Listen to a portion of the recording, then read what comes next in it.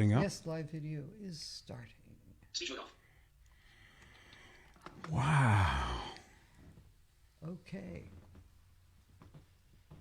No comments yet, but we are here. Well, I wouldn't expect any comments course just not. yet. Just keeping you informed.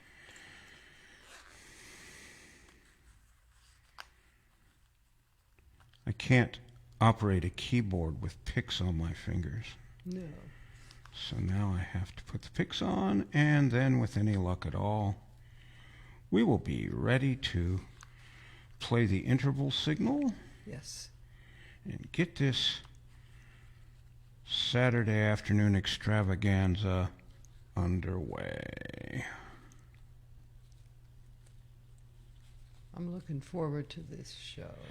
This is going to be good. It's going to be a good show. This should be a really good show. Yes. A really big shoe, as an ancient TV performer used to say. Oh, Debbie Lane is here. Hello, yay. Hello, Debbie. I got a notification for a change. Excellent. Wonderful.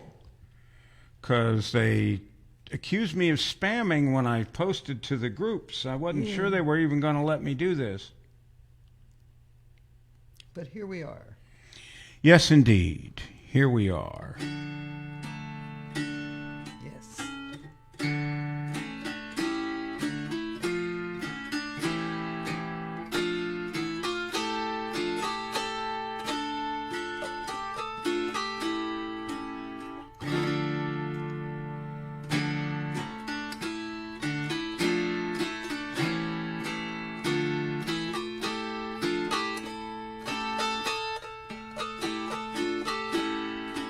It's a simple thing. I don't know why I can't get it right today. I don't know. There, that's better.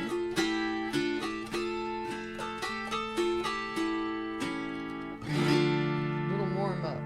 Yeah. There you go. I love it.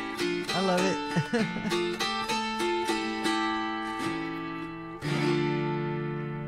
Yeah.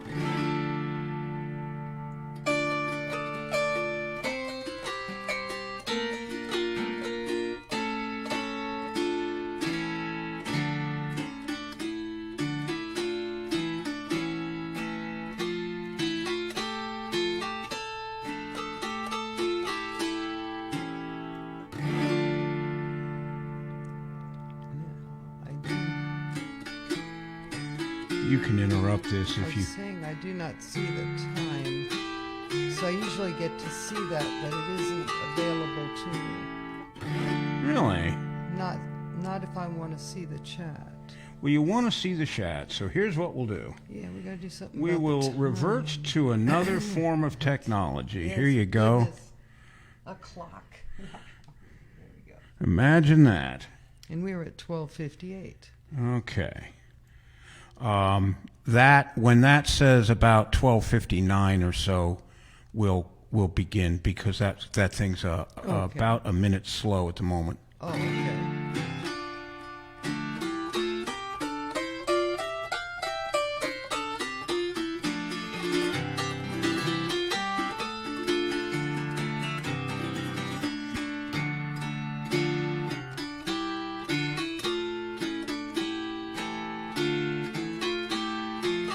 We are at 12:59 now. All right. And Lavonda is here. Hey, Hi, Lavonda. I made it. Welcome, Great. Lavonda. And we saw your comment. I don't know how you accessed it, but at least so far, we are seeing your comment. Yes. Yes. I changed the link a little bit based on our phone conversation, so hopefully that won't happen to anybody anymore.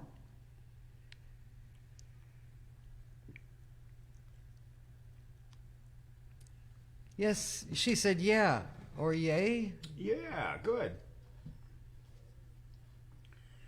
Okay.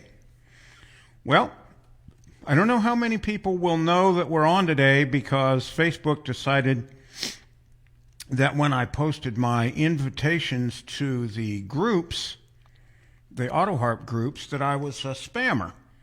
Yeah. They wouldn't tell me why they decided that, but that's what they decided. And then they wouldn't let me invite anyone to the event. So we'll see how many people remember that we do this every other Saturday, and we'll have a good time, whoever shows up. Yes. Golly. And we'll just get underway here.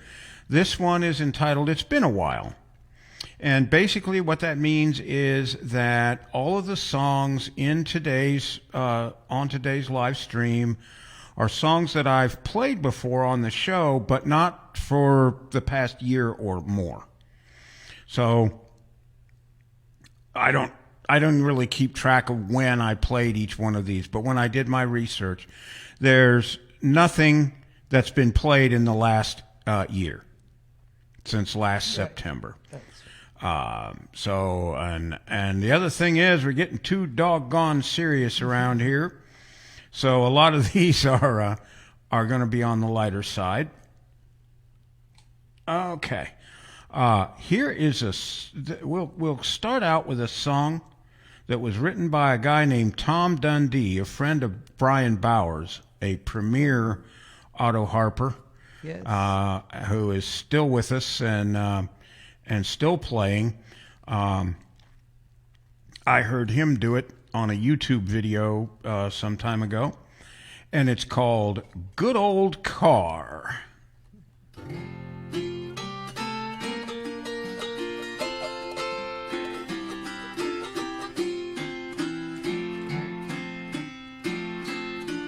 Nothing like working on your good old car to save yourself a little bit of dough. You start out not knowing a lot, but you got the whole day, don't you know? It's a beautiful day, not a cloud in the sky, got the baseball on the radio. Nothing like working on your good old car to save yourself a little bit of dough. Something's the matter with this stubborn old nut, it certainly is on there good. You twist a little harder and you snap the sucker off just like you were afraid that you would. But don't get mad, it's just a little thing, you can deal with it later, let's go. Nothing like working on your good old car to save yourself a little bit of dough. Here come the neighbors asking stupid questions full of even dumber advice. Just about the time you get a beat on the bugger, you get a dose of rust in your eyes. It's hard to take the pain when you try to bend your head some way the Lord never meant it to go. Nothing like working on your good old car to save yourself a little bit of dough. Just enough room to jam your fool head, you're laying half into the street. Praying there ain't some space cadet driving across your feet. You got bad claustrophobia with all of that over you, hoping that the jack don't go. Nothing like working on your good old car to save yourself a little bit of dough.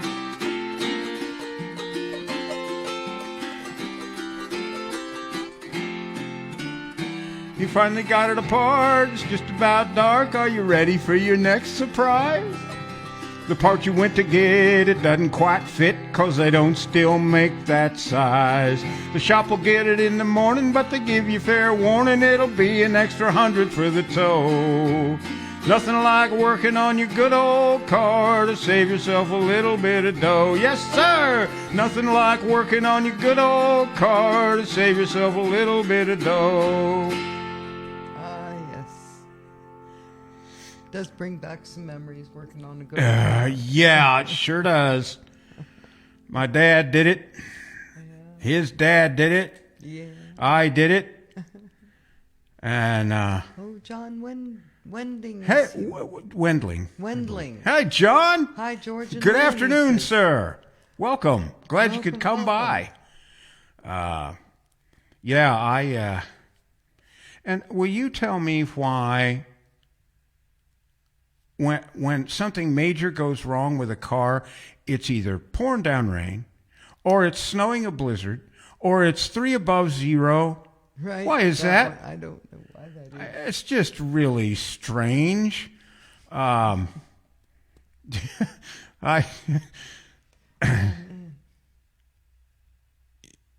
you can. I'm sorry. Did you want to make a No, I was just saying, oh, Yeah. man. 'Cause I remember. I got into some really strange situations working on cars. I had several cars, and the best of them needed a starter. And so we took one of our other vehicles after I got off work, and we went and got another starter. And of course, you get a core charge for a starter, so you take the old one off and you bring it in, and they give you a little bit for it, and then they rebuild them and sell them again. So I get back, it's dark, it's cold, it's windy. But this and has to be done. I have to You get have this no done choice. because the car that we used to get the starter also needs a lot of work, and it won't get me to work the next day. Right. So I'm laying under there, and the starters on those older cars had 3 bolts, one at the top and one at about 7 o'clock and one at about 4 o'clock that had to go in. And it's a whole lot easier when you got somebody up top who can hold the starter and move it a little left or a little right or a little up or a little down. But I didn't have anybody to help me. So I just get the top bolt started. And somebody starts hitting me on the foot with a stick. And I said, God damn it, quit that. Stop that. I'm trying to do something here. And the guy said, police, come out from under the car right now. I said, do I have to come out right now? Can I just get one more turn on this bolt? And he said, not if you don't want to spend the night in jail. Out. Okay. So I let the starter back down out of there where I had twisted my head some way the Lord never meant it to go. And came out from under the car. And they said, what are you going to get for that starter? I said, I'm not going to get anything for it. It's a new one. I got the core charge for the old one. And they said, we like it better that you're stripping cars. And I said, hey, wait a minute. You know, what gives you that idea? He said, do you always work on cars after dark? I said, yeah, I got to today because he said, you don't have a light or anything. You're under the car. And I said, oh, shoot. Because there had been a rash of battery, people were stealing car batteries and parts and pieces off of cars, and I'd heard about it. And they said, you can give up your friends. And they were offering me a plea deal and all. And I said, hey, wait a minute, guys, look. I work on cars in the dark because I'm totally blind. I don't need light to work on a car. And they said, we thought we'd heard everything. That's pretty good. I said, no, really, if you will, one of you stay here with me. I won't go anywhere. I'll try to do anything. If you'll go up those stairs right over there, we had an outdoor stairway that went up to the back door of our apartment. Yeah. I said, if you'll go up there and see the lady, she'll tell you that I'm telling you the truth. It's legit. And I said, really, just, there's no way I can get away from you. I'd really appreciate it. And they said, well, you got any ID? I said, yeah, it's up there in the apartment. Right. You don't carry your wallet when you're working on a car because you're going to lose it. Well, they finally talked him into it. They go up and they get Lynn. Yeah. You know, I said, no, that's my husband. Yes, he's totally blind. Here, you want to meet his guide dog? I had this big male German Shepherd, Yes. that looked meaner than nine kind of hell. That was Thor. Yeah, it was Thor. Yeah. Philippa is here. By Hey, Philippa. we all did it, she said. Yeah, we did. We all did it. You and I did it on occasion together, actually. Yes. But they said, I'd have bet my pension Yeah. that you were stripping parts. He said, that's the damnedest thing I ever saw. Blind guy working on a car. And I said, well, can I get back? Because it's kind of cold and everything, and I got to get it done. They said, yeah, sure, go ahead. So I get back under there, and I start working the starter back up into where it belongs, and these hands come down from on top. One of the cops put some gloves on and helped me line that top bolt up, which I thought was real nice. But I didn't know about that part. Yeah, you can get in bad trouble out there if you're not careful. All right. Here is a poem put to music. It's a poem by a guy named Robert Service. He wrote programs about the Klondike and the Arctic and the gold rush and all of the beginning of the 20th century. Wrote things like The Shooting of Dan McGrew and this one, The Night That I Cremated Sam McGee. It was put to music by a Canadian folk singer by the name of Stompin' Tom Connors. And I hope you like it.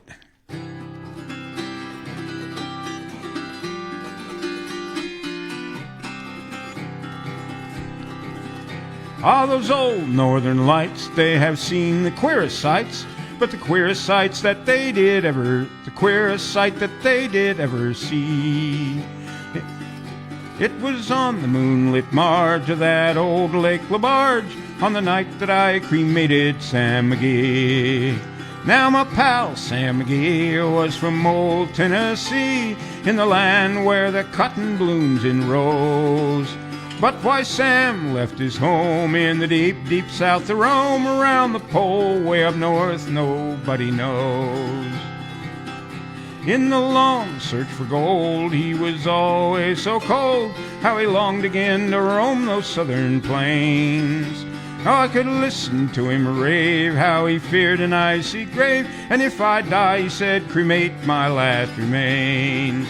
Well, a pal's last need is a thing we have to heed, so I promised and I swore I would not fail.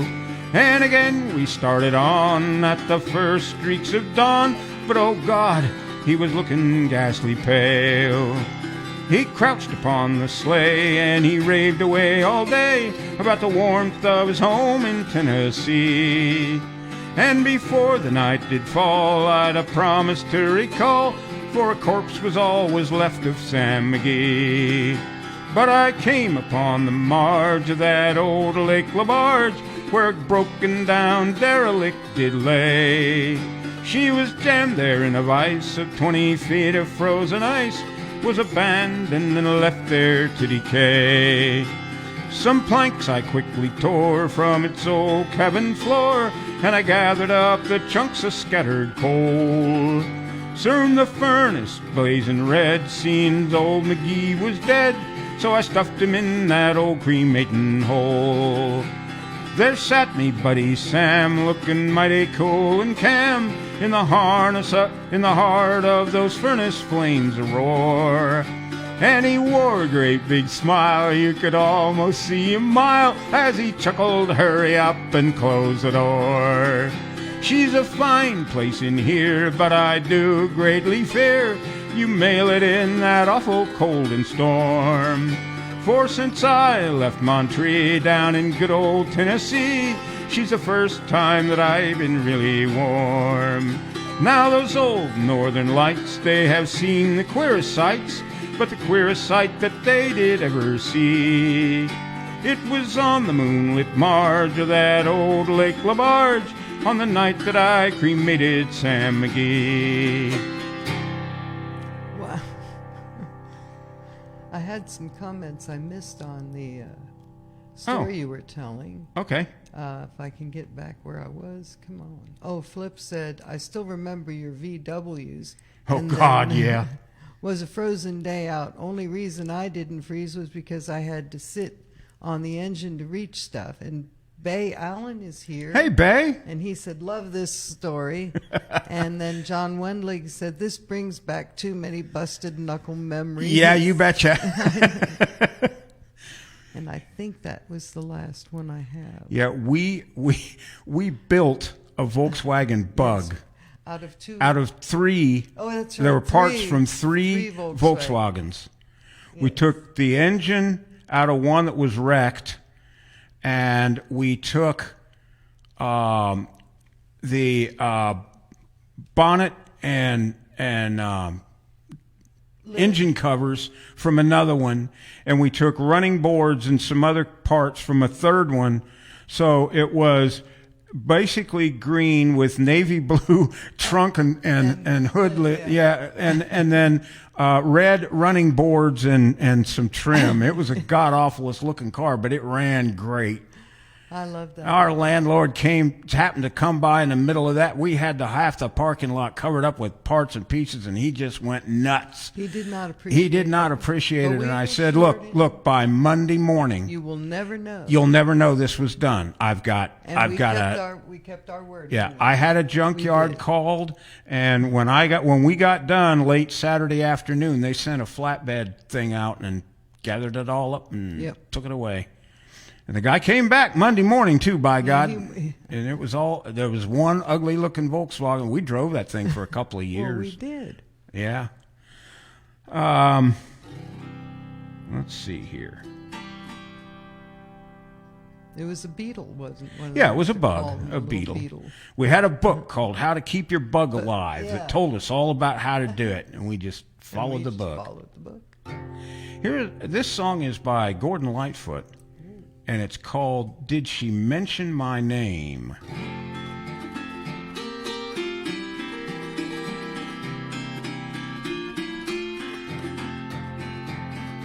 It's so nice to meet an old friend and pass the time of day and talk about the hometown a million miles away. Is the ice still in the river? Are the old folks still the same? And by the way, did she mention my name? Did she mention my name just in passing? And when the morning came, do you remember if she dropped a name or two?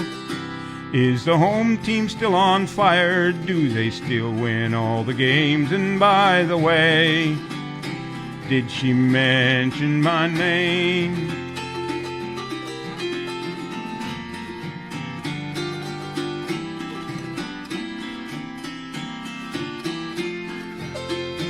Is the landlord still a loser? Do his signs hang in the hall? Are the young girls still as pretty in the city in the fall?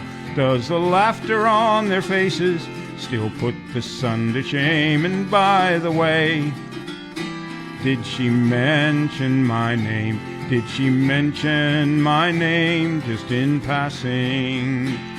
And when the talk ran high, did the look in her eyes seem far away?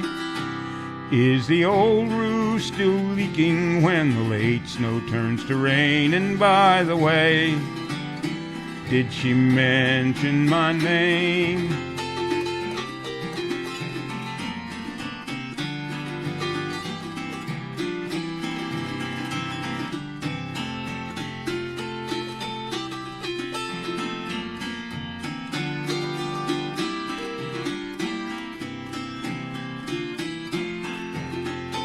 Did she mention my name just in passing? And looking at the rain, do you remember if she dropped a name or two? Won't you say hello from someone?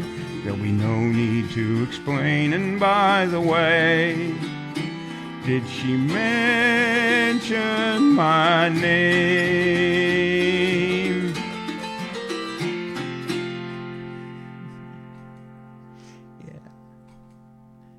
John said, I had a bug, Type 3 fastback, and a bus.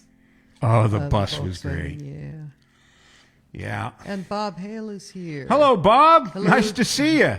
Hello, George and Lynn. We are in your porch. Yes. Yes, indeed. You're on our virtual back porch. And Brenda Federini. Yes, is here. Hello, Brenda. Hello, and applause hands. Thank Clapping you. Hands.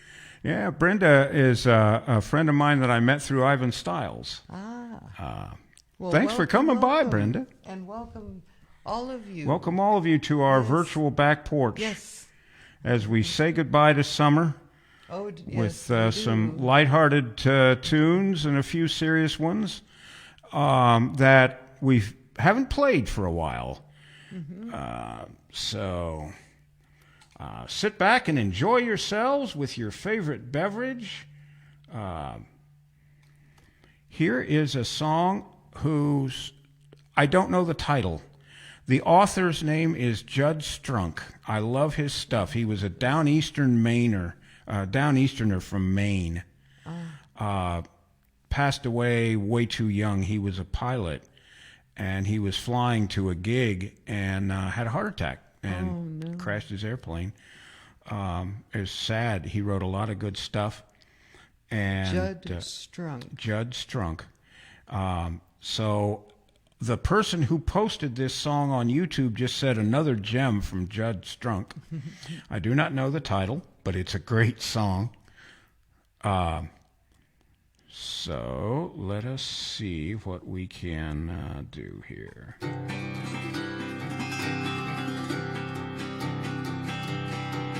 Well, I got my flying license just about a month before Elvin Butterball and I began to build a Piper Cherokee Bonanza Trimix motorplane in which everybody said we would be killed.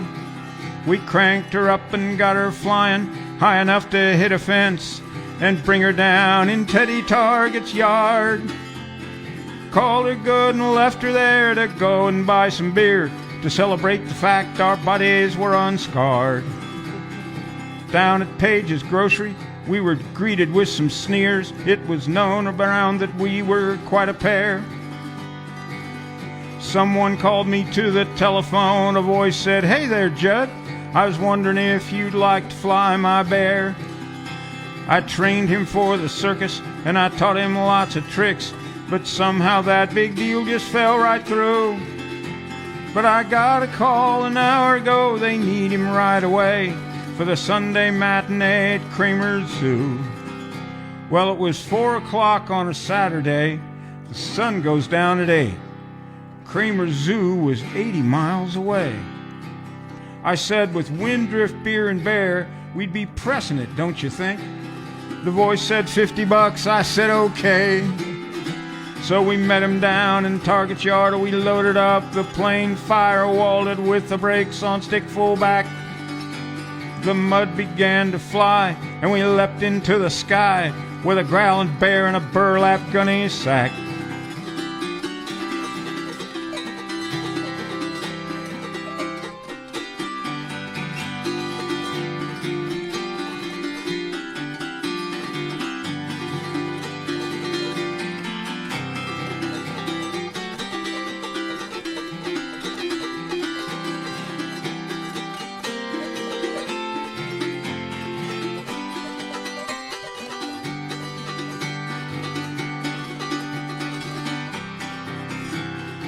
Well, we leveled off at near the treetops and we were headed for the mill.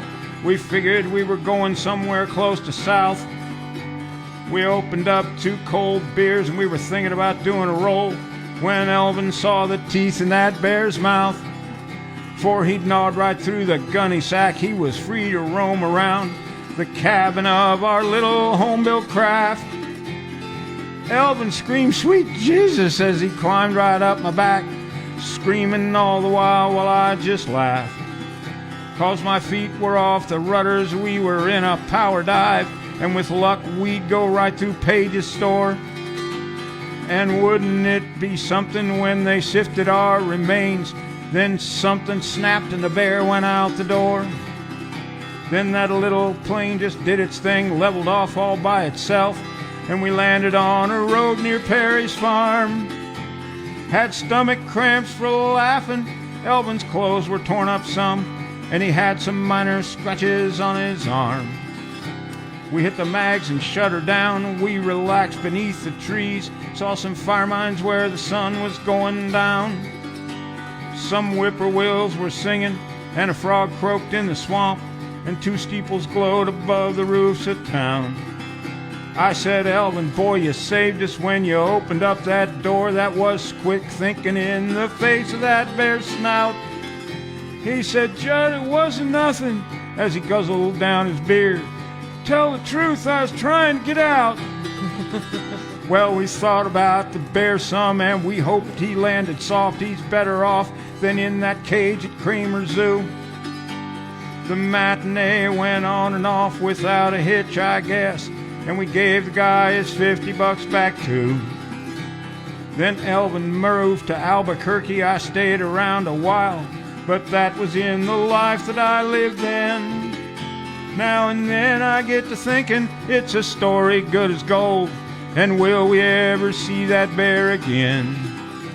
I got my flying license just about a month before Elvin Butterbaugh and I began to build a Piper Cherokee Bonanza Trimix motorplane in which everybody said we would be killed.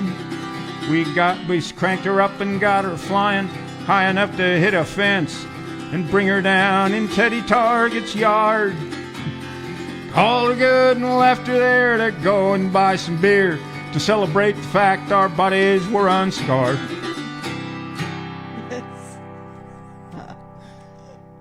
I love that one. Flip said, yeah, I remember him, meaning Mr. Strunk. Yeah. And Jerry Burgess is here. Hello, Jerry. Sounds great as always, my friends.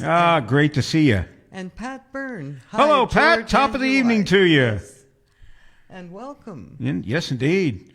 Looks like to have you guys a lot here. of our old faithful viewers are here. watching us, despite the fact that Facebook wouldn't let me invite anybody, hardly. Well, yeah. Let me invite a few people, but I tripped the spam algorithm somehow. Yeah. And, of course, they're not going to tell me how, because if I'm a real spammer and they tell me what I did wrong, then I'll be able to fix it. Well, we've speculated a little bit. Speculation doesn't fix things. It's just more questions. Well, So, I'll figure it out. yes, I know. If anyone can, you can.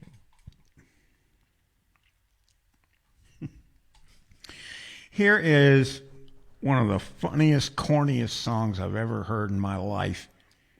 Going to have a couple by these boys. They're called Lardo and Burley, the Moron Brothers. And we're going to do a song that they wrote and recorded called The Night That Paul Got Hung in That Electric Fence.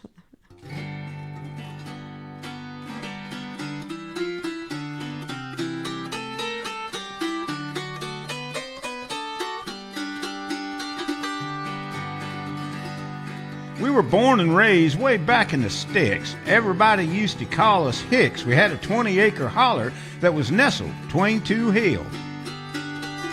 We raised hogs, chickens, cows, and a mule. We might have been hillbillies, but we weren't no fools. We had plenty to eat. Raised it all ourselves. Now the biggest problem that we ever had was a mule named Rodney. Kept everybody mad. No matter how hard we tried, we couldn't keep him fenced in. He'd get in the garden and Ma's flower bed, Pa'd cuss and scratch his old gray head, settle his nerves with a drink, and patch the fence again. Me and my brother bought an electric fence, battery and all. Put it up one night, gonna surprise her Pa. Had to keep that mule in so Pa wouldn't get so tense. Pa got up that night. He was moving kind of quick, headed for the outhouse. The fog was thick. He must have lost his way because he got hung in that electric fence. Yeah, he must have went through a spiritual change. He don't look the same anymore. Works hard every day, goes to church every Sunday. No more loafing at the country store. Treats us all different, even quit chewing tobacco. Ain't cussed or drank ever since. the night that Paul got hung in that electric fence.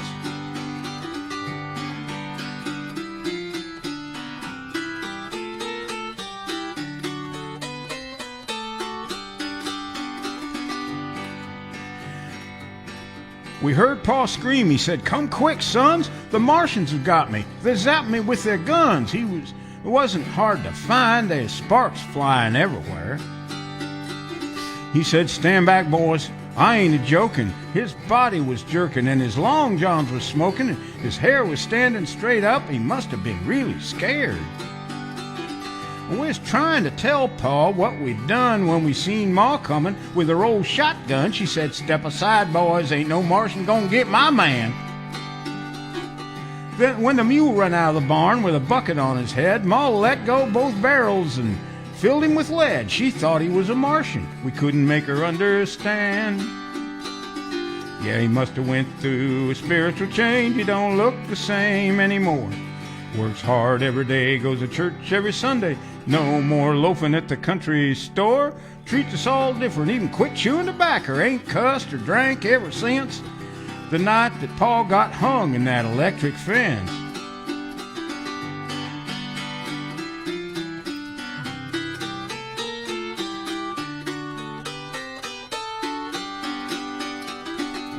We got Paul out when the battery went dead. He was stiff as a board when we got him in bed.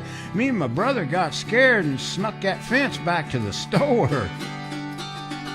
They still swear up and down that the Martians were there, and they ain't been able to do nothing with Paul's hair. And they can't figure out why the mule won't eat out of a bucket anymore. Oh, goodness.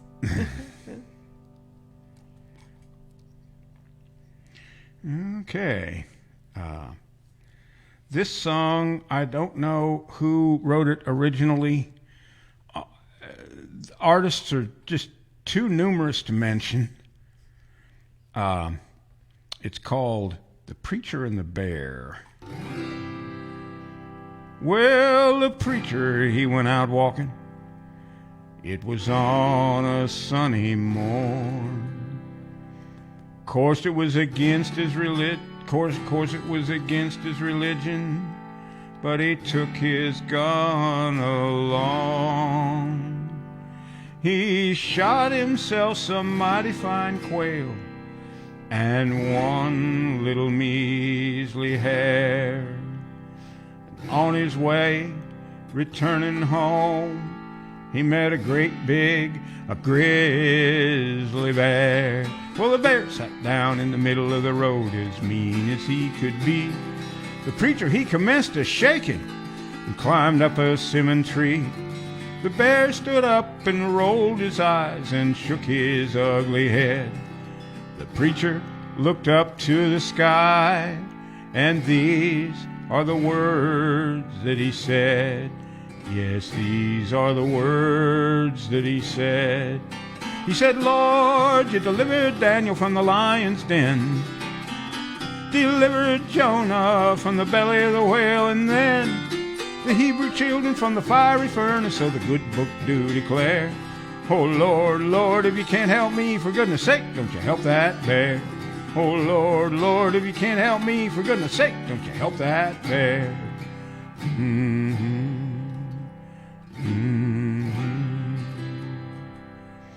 The bear commenced to climb the tree, and that made the preacher sore.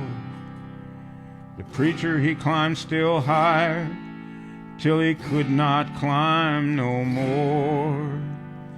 Just about then a big limb gave way, and they both came a-tumbling down. And when that preacher began to pray, well, you could hear it for miles all around. Yeah, you could hear it for miles all around. He prayed, "Lord, you delivered Daniel from the lion's den, delivered Jonah from the belly of the whale, and then the Hebrew children from the fiery furnace, so the good book do declare. Oh, Lord, Lord, if you can't help me, for goodness sake, don't you help that bear. Oh, Lord, Lord, if you can't help me, for goodness sake, don't you help that bear."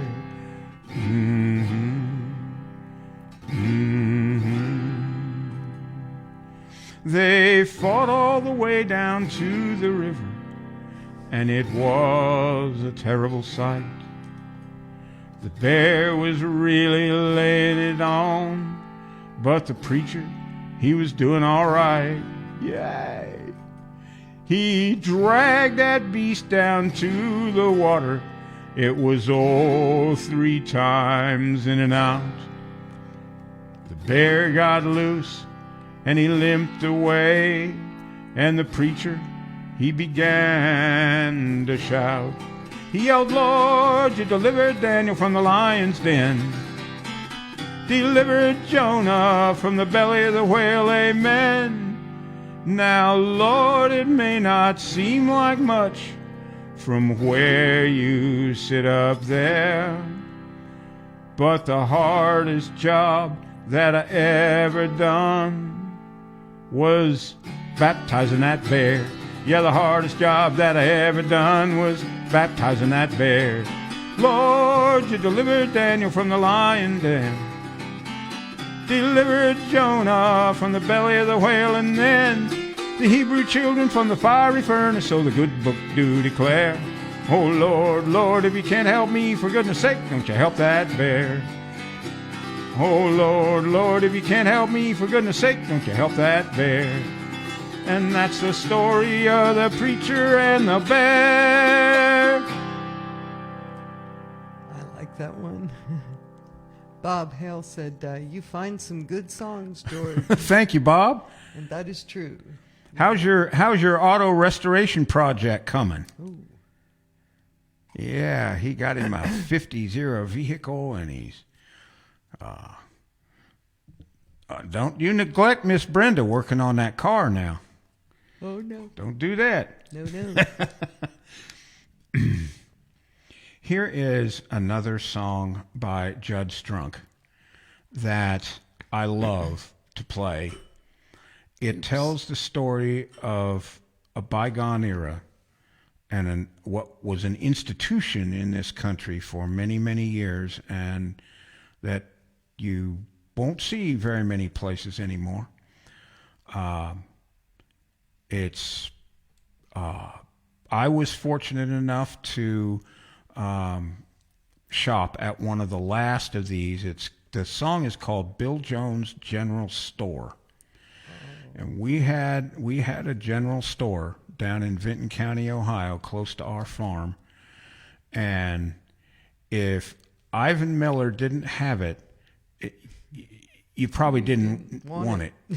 You weren't never going to want it. He could get you all kind of. He could even get you a stick of dynamite or two if you had a stump to get rid of. If you talked to him just right. He was a great old guy. They had some groceries on one side. Yeah, he and his wife Eileen, and when he passed away, she sold it and moved away.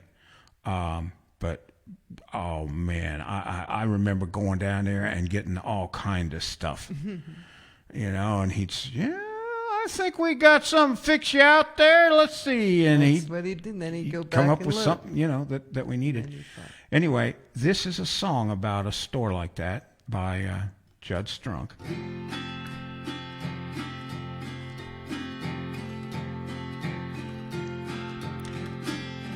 There's an old sign just outside of Stratton, Maine. It says, if we ain't got it, you don't need it. Bill Jones General Store. I can hear the creaking of the rusty old screen door. Sell a penny candy at Bill Jones General Store. The pipe smoke and tobacco, wet boots on the floor. Campbell's soup and shotgun shells at Bill Jones General Store. The snow and cold would blow against the blasting window pane. The old wood stove would kindle and try to drive the rain. I know the times are changing, but it won't be the same.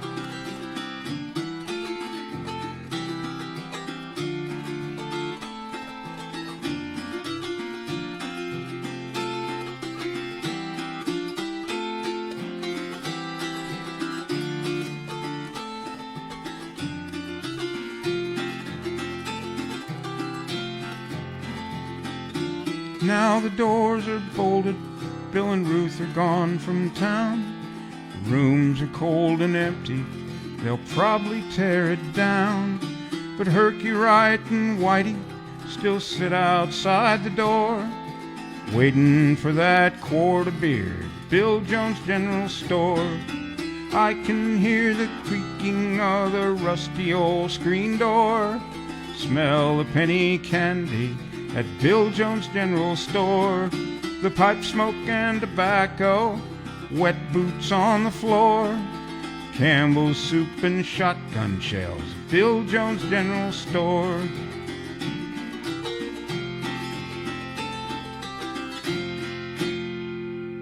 Bill Jones General Store. It takes a person back.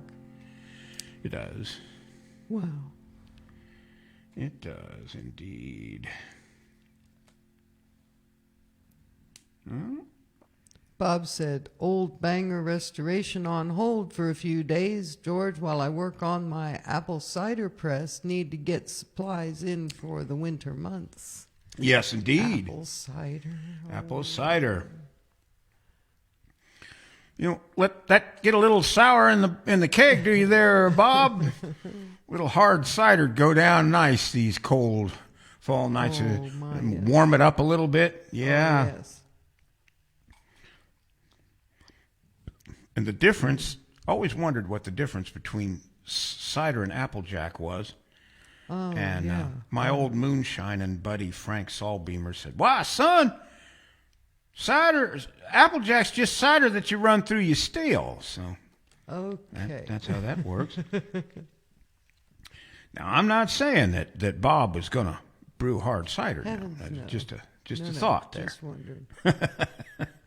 Here's another Gordon Lightfoot song that I played when I was in college a lot. Philippa's heard this one a lot. It's called Sit Down, Young Stranger.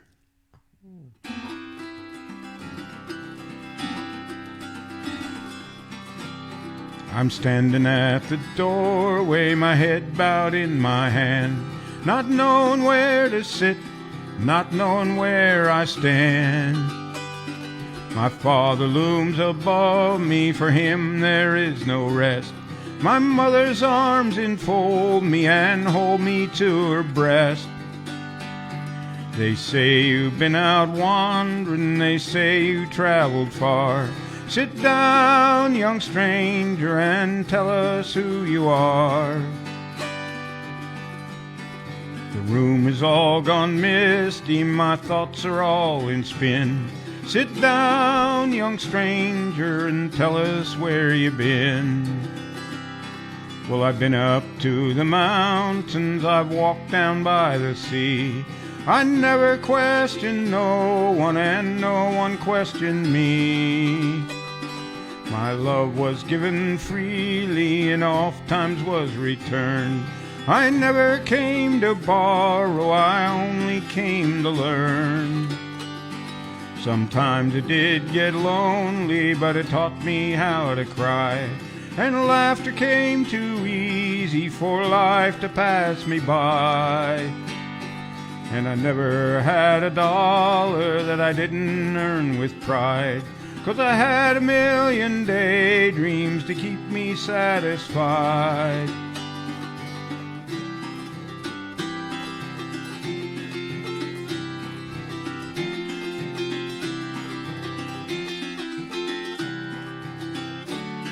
And will you gather daydreams, or will you gather wealth? How can you find your fortune when you cannot find yourself? My mother's eyes grow misty, there's a trembling in her hand. Sit down, young stranger, I do not understand. And will you try and tell us you've been too long at school? That knowledge is not needed, that power does not rule. That war is not the answer, that young men should not die. Sit down, young stranger, I wait for your reply. The answer is not easy, for souls are not reborn to wear the crown of peace you must wear the crown of thorns. If Jesus had a reason, I'm sure he would not tell. They treated him so badly, how could he wish them well? The parlor now is empty, there's nothing left to say. My father has departed, my mother's gone to pray. There's rockets in the meadows and ships out on the sea. The answer's in the forest, carved upon a tree. John loves Mary, does anyone love me? Wow. Hang on here just a minute. Bob said, don't mention the shine, with an exclamation point. And Pat said, I went to see my mother yesterday. She was very down. I'm sorry to hear that. Oh, yes. I wish there was a way we could play music for her. Yeah. Then he said, in the nursing home, and they do, I think he says D-O-P-E-Y, dopey in the nursing homes. Sorry, they do make people very dopey in a nursing home. Yeah. Yes, they do. Okay, here is a song That's sad. by Tom Paxton that Tom's always, his songs are always, you know, very relevant and topical. And this one goes back to a scandal in the 70s. Let's see here what I need to do.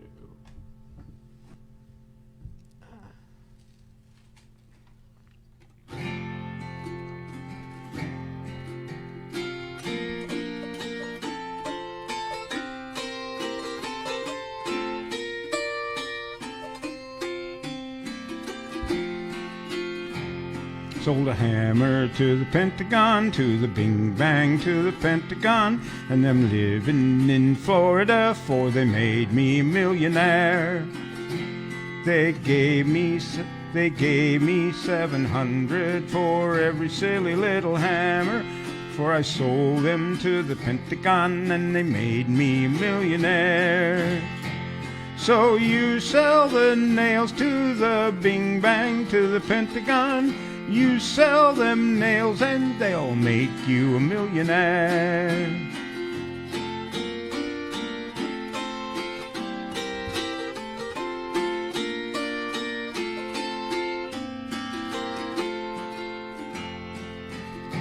Sold a coffee pot to the Pentagon, to the hee-haw, to the Pentagon.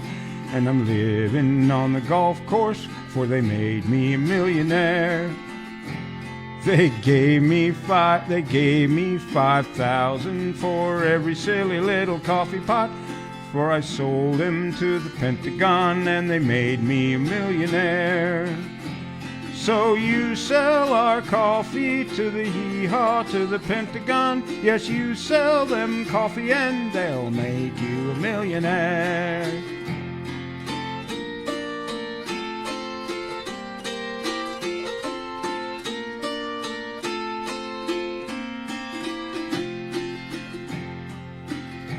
Sold a toilet seat to the Pentagon, to the Yahoo, to the Pentagon.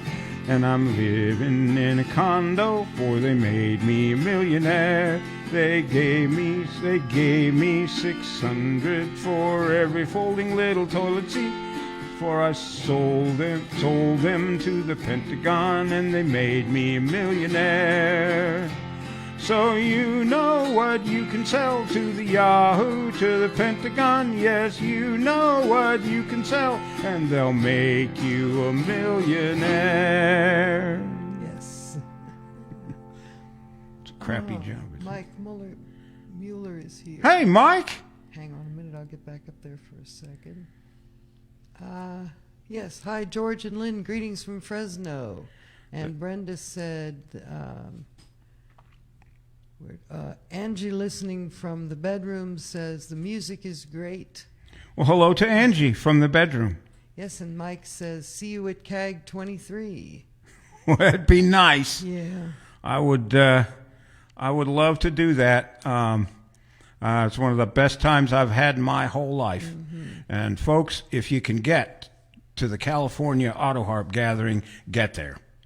You'll not regret it. It's just the nicest bunch of folks, and it's so informal, but they get a lot done. You know, I don't know. It was my very first gathering that we went to in 21, and it was wonderful. Yeah. It really was. I got to do some workshops. That was a ball. I got to play a concert. First time I'd ever played a live concert. Oh, I remember. And we had a lot of fun and met a lot of really good people too. Met Karen Terrell Hoffman, who had done workshops for the Northwest Auto Harp Gathering earlier in the year. She taught me how to play rock and roll on the auto harp. So great bunch of people out there.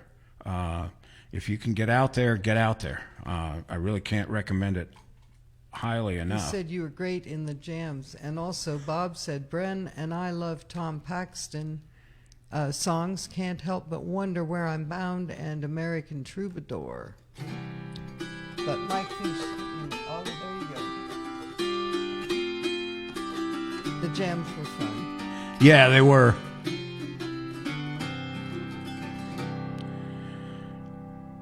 It's a long and dusty road, it's a hot and heavy load, and the folks I meet ain't always kind. Some are bad, some are good, some have done the best they could, some have tried to ease my troubling mind. And I can't help but wonder where I'm bound, where I'm bound. I can't help but wonder where I'm bound. I have been around this land just doing the best I can, trying to find what I was meant to do. And the faces that I see are as worried as can be, and it looks like they are a-wondering too. And I can't help but wonder where I'm bound, where I'm bound. I can't help but wonder where I'm bound. Had a buddy way back home, but he started out to roam, and I hear he's out by Frisco Bay. And sometimes when I had a few, his voice comes singing through, and I'm going out to see him some old day. And I can't help but wonder where I'm bound, where I'm bound. I can't help but wonder where I'm bound. If you see me passing by and you sit and you wonder why, and you wish that you were a rambler too, nail your shoes to the kitchen floor, lace 'em up and bar the door, and thank the stars for the roof that's over you. And I can't help but wonder where I'm bound, where I'm bound. I can't help but wonder where I'm bound.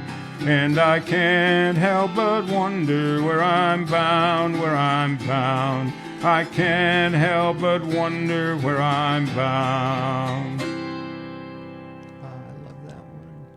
Pat said, I like it, George. Thanks, Pat. Did you bring paper and stuff back here? Can you write that down, that we played it? Cannot. Okay, that's all right. Can't remember everything. I'll pick it up. Bob said, thanks, George. You're welcome. Top man, wish I could knock on your door with a bottle and auto harp. I wish you could too. Oh yeah, we That would wouldn't be get so we wouldn't great. get anything done for days. It would be fabulous. Oh man. There's another verse to that, and I just couldn't bring it to mind right off the top of my head. I haven't played that song forever either, so it fits right into our theme. Oh yes, it does. I wonder if it would be totally irreverent to just do a whole Tom Paxton tribute. I'd love it. I wouldn't mind. The name of the game is Stud. Well, even Marvelous Toy. Marvelous Toy. That's one I had no idea that Here's was to you, his. my rambling boy. Yeah. We're going to play another Tom Paxton, so don't go away, folks. There's another Tom Paxton coming up. And he did The Bravest, which this month is one to think about. Yeah.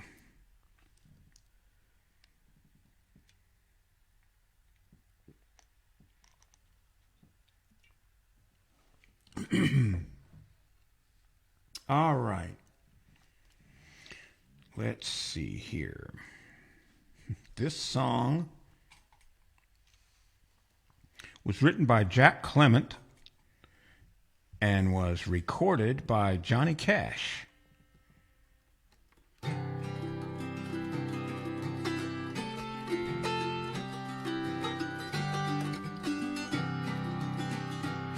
There once was a musical troupe, a pickin' singin' folk group. They sang the mountain ballads and the folk songs of our land. They were long on musical ability. Folks thought they would go far, but political incompatibility led to their downfall. Now the one on the right was on the left, and the one in the middle was on the right, and the one on the left was in the middle, and the guy in the rear was a Methodist.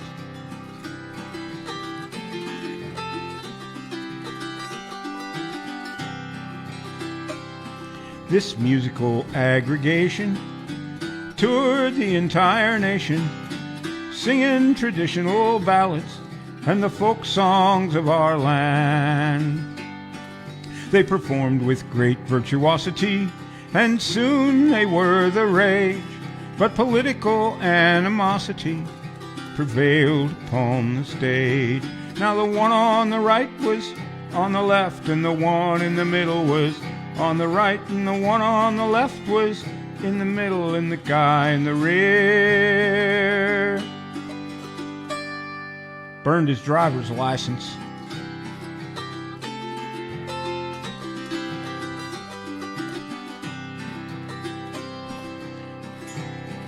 Well, the curtain had ascended, a hush fell on the crowd, as thousands there were gathered to hear the folk songs of our land. But they took their politics seriously, and that night at the concert hall, as the audience watched deliriously, they had a free-for-all. Now the one on the right was on the bottom, and the one in the middle was on the top, and the one on the left got a broken arm, and the guy in the rear said, "Oh dear."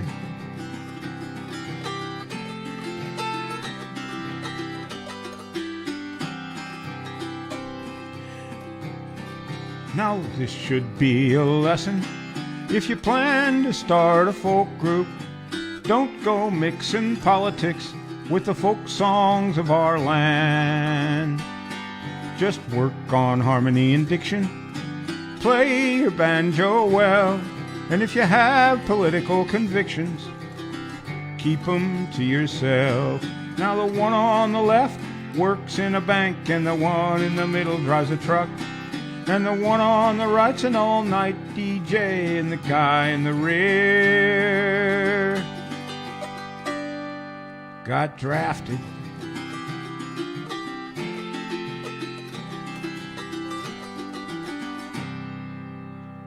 Pat said, "Have not heard in a long time." And then he said, "Great old song." Well, he said George, and then "great old song." Yeah. I love that thing. Yeah. Most of my songs are old because I'm old. Well, yeah. You know. And Bob said, "Our musician friend today sang a song, 'The Man Who Couldn't Cry,' sung by Johnny Cash and written by Loudon Wainwright III, who our friend knew." Wow. I haven't heard that before. I'll have to Johnny look for Cash,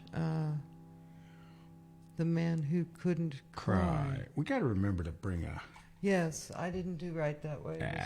Don't worry about it. We were scrambling around here. We weren't even sure that Facebook was going to let us do this. And I was So nervous about that, and I just did not do the right thing. yeah, don't sweat it. But we can look back. All right. I'm gonna need some help on this one, folks. I'm gonna ask you to help me out with it. It's a song that Mac Davis wrote and recorded, and it's called "It's Hard to Be Humble." Oh Lord, it's hard to be humble when you're perfect in every way. I can't wait to look in the mirror, 'cause I get better looking each day. To know me is to love me. I must be a hell of a man. Oh Lord, it's hard to be humble, but I'm doing the best that I can. I used to have a girlfriend, but I guess she just couldn't compete with all of these love-starved women who keep groveling at my feet. Oh, I probably could find me another, but I guess they're all in awe of me. Who cares? I never get lonesome, 'cause I treasure my own company. Sing along with me now, folks. Oh Lord, it's hard to be humble when you're perfect in every way. When you're perfect in every way. Can't wait to look in the mirror. Can't wait to look in the mirror, 'cause I get better looking each day. Help me out now, come on. To know me is to what? Is to love me. I must be a hell of a man. Oh Lord, it's hard to be humble. Oh Lord, it's hard to be humble. But we're doing what? We're doing the best that we can. I guess you could say I'm a loner, a cowboy outlaw, tough and proud. I could have lots of friends if I wanted, but then I wouldn't stand out in the crowd. Some folks say that I'm egotistical. Hell, I don't even know what that means. I guess it has something to do with the way that I fill out my skin-tight blue jeans. Okay, let's do it proud now, folks. Oh Lord, it's hard to be humble. Oh Lord, it's hard to be humble when you're perfect in every way. When you're perfect in every way. I can't wait to look in the mirror. I can't wait to look in the mirror, 'cause I get better looking each day. 'Cause I get better looking each day. To know me is to what? To know me is to love me. I must be one hell of a man. I must be one hell of a man. Oh Lord, it's hard to be humble. Oh Lord, it's hard to be humble. What are we doing? We're doing the best that we can. Oh, we're doing the best that we can. Oh, y'all sound good. That's good. Yes, sir. I got a couple of comments here. Okay. Hello, Richard Spooner from This Is Bob. Glad you're watching, George. Hello, Richard. Yes, and then Pat said, George, that's a great song. Thanks, and, Pat. I'm playing guitar with you. Oh, cool. And I had, let's see. I haven't heard that in a long time. He said, let me come back down. I know I missed one from... Is there the Witherspoon person? How did Bob know he was listening? Let's see. Brandon and I are singing along. We're Oh, cool. doing the best that we can. There you go. And Lavonda had one that was, she said, you've got me singing, but I can't find it now. Wonder, and there was another person too that had a microphone with music on both sides, but a couple of those are missing. That's weird. We'll work on this. The problem is it defaults to most relevant, and you don't. Yeah, and then I lose Right. comments So before we're I've had a gonna chance we're to gonna read them. look into that. That's another thing I will put on my stuff to do list because I don't want to miss any comments. That's all. I mean, that's a huge part of the show. And Debbie Lane, she had Oh, hello. musical notes, microphone musical notes, and that means she's singing along. Okay, thanks, and there's Debbie. Lavonda. Yeah. And she said, "Oh my, you even got me to sing LOL." And that's when Pat said, "I'm playing guitar with you." And then Great. Bob said, "Bren and I singing along. We're doing the best that we can." That's right. So are, So are we so am all. I. That's all we can do at this point. Anyway, if I don't read your comment, we will see it later. But I'm going to keep checking for them just to make sure. Oh, absolutely. So I hope I haven't And missed anybody. speaking of which, if you're new to the show, drop us a comment. Yes. And tell us howdy and this is a visit between friends. We've made a lot of friends doing this, and I don't know what I'd do if I couldn't get together every couple of weeks and play a little music and swap some stories and talk to them, find out how they're doing and everything. Well, we think about you guys. We do think about y'all, and you've become really good friends. And so if you're new to the show, drop us a comment, introduce yourself. We'd really appreciate it. Yes. And then you can get involved in the show too. Everybody adds something to it. It wouldn't be the same without y'all. When I've got paper and pencil, we take requests, and we will anyway, but we'd have to go back and look. I'll have to go back and But, listen to it. That's another thing that we take down requests sometimes, too. Yeah. Okay, here's another Tom Paxton tune that he did later on in his career, not real later on, but it's called "Bring Back the Chair." Oh.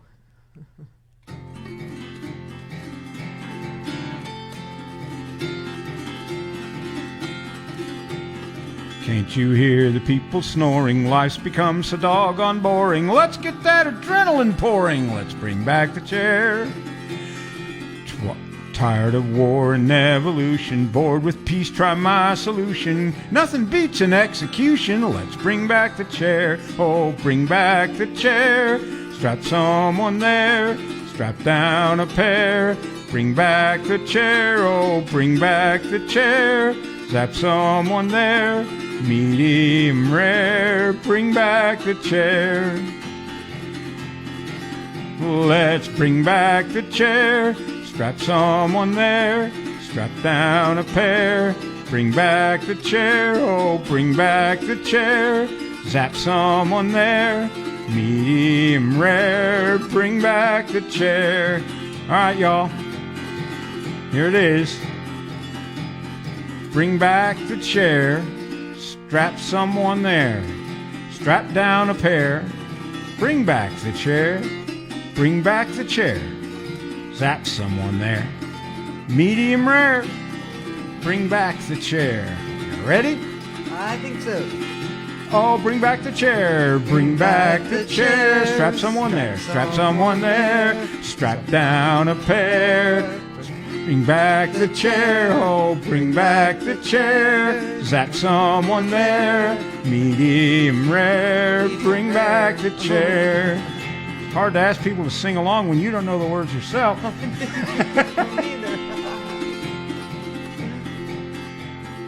Higher taxes, more inflation. People need some recreation. Let's decrease the population. Let's bring back the chair. Priorities need redeployment. Hangmen live for our enjoyment. Take them all off unemployment. Let's bring back the chair. You ready? Oh, Yeah. bring back the chair. Strap someone there. Strap down a pair. Bring back the chair. Oh, bring back the chair. Zap someone there. Medium rare. Bring back the chair. The present rules could use a vision. Make the obvious decision. Put it all on television. Let's bring back the chair. Slap a little makeup to him as the juices sizzle through him. Geraldo can interview him. Let's bring back the chair. All right, let's bring back the chair. Strap someone there. Strap down a pair. Bring back the chair. Oh, bring back the chair. Strap someone there. Medium rare. Bring back the chair. One more time. Oh, bring back the chair. Strap someone there. Strap down a pair. Bring back the chair. Oh, bring back the chair. Strap someone there. Medium rare. Bring back the chair. One more. Oh, bring back the chair. Strap someone there. Strap down a pair. Bring back the chair. Oh, bring back the chair. Strap someone there. Medium rare. Bring back the chair. All right. Whew, I didn't know all the words to that, and I kept mixing them up. And then Bob said, "Nice one." Yeah, that's as I hated to admit it, but I did not know. that's as politically correct as old Tom. Yeah. Well, of course, he was political. The stuff that he was doing in the '60s, which is now doctrine, was politically correct incorrect when he did it. When he did it. So yes. Tom doesn't care. He's just, he's still going on. At least I hope he is. Last I heard he was. All right.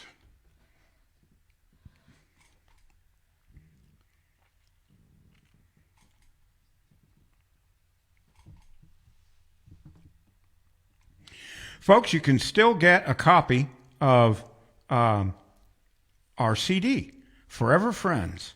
Yes. A CD packed full of songs about dogs. If you're new to the show, I'll let you know. I have a guide dog. His name is Indy. I just got him recently. He's still learning the ropes. So he's in his kennel sleeping, I imagine, or at least trying to with all this noise.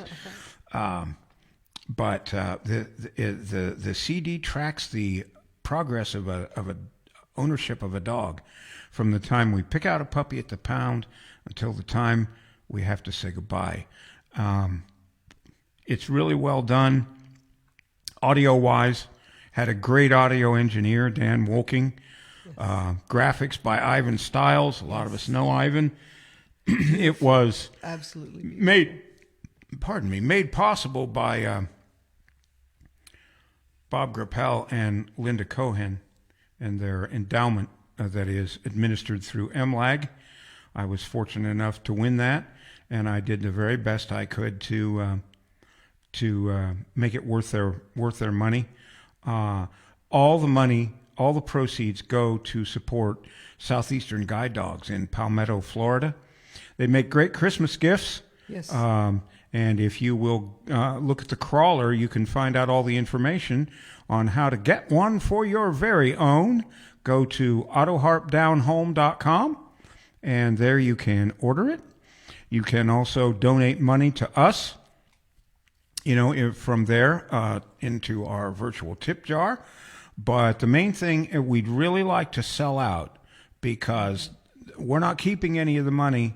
The money's all going to help Southeastern Guide Dogs train more great dogs like Indy. Beautiful dogs. Yeah, he's a beautiful dog. And he's so smart. My goodness. Oh, yeah.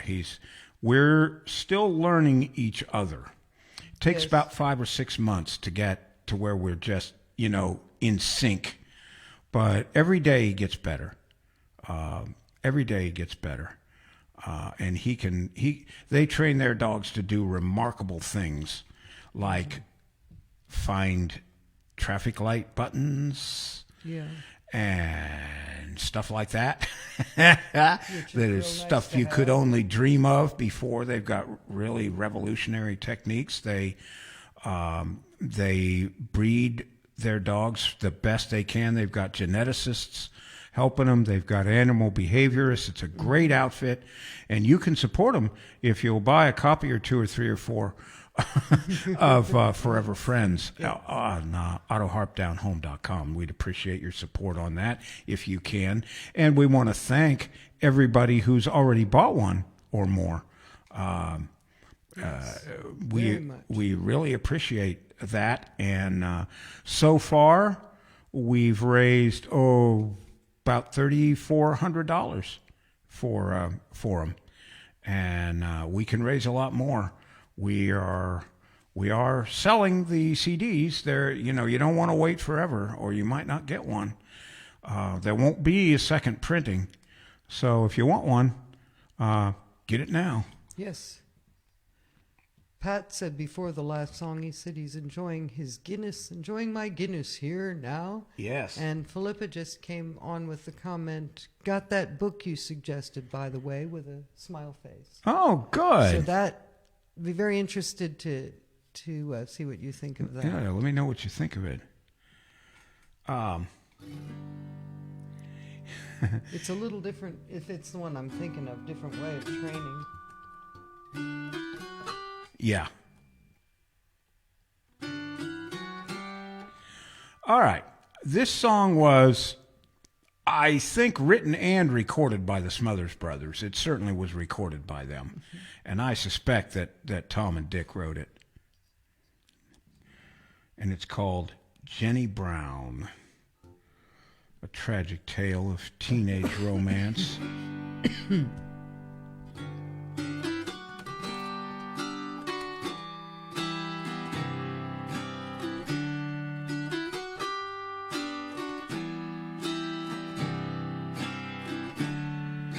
As I was walking by the shore, I happened there to see a woman's form, lying there as still could be. The dress she wore was gingham blue, her hair all tumbled down. It might have been my own true love, my sweetheart, Jenny Brown.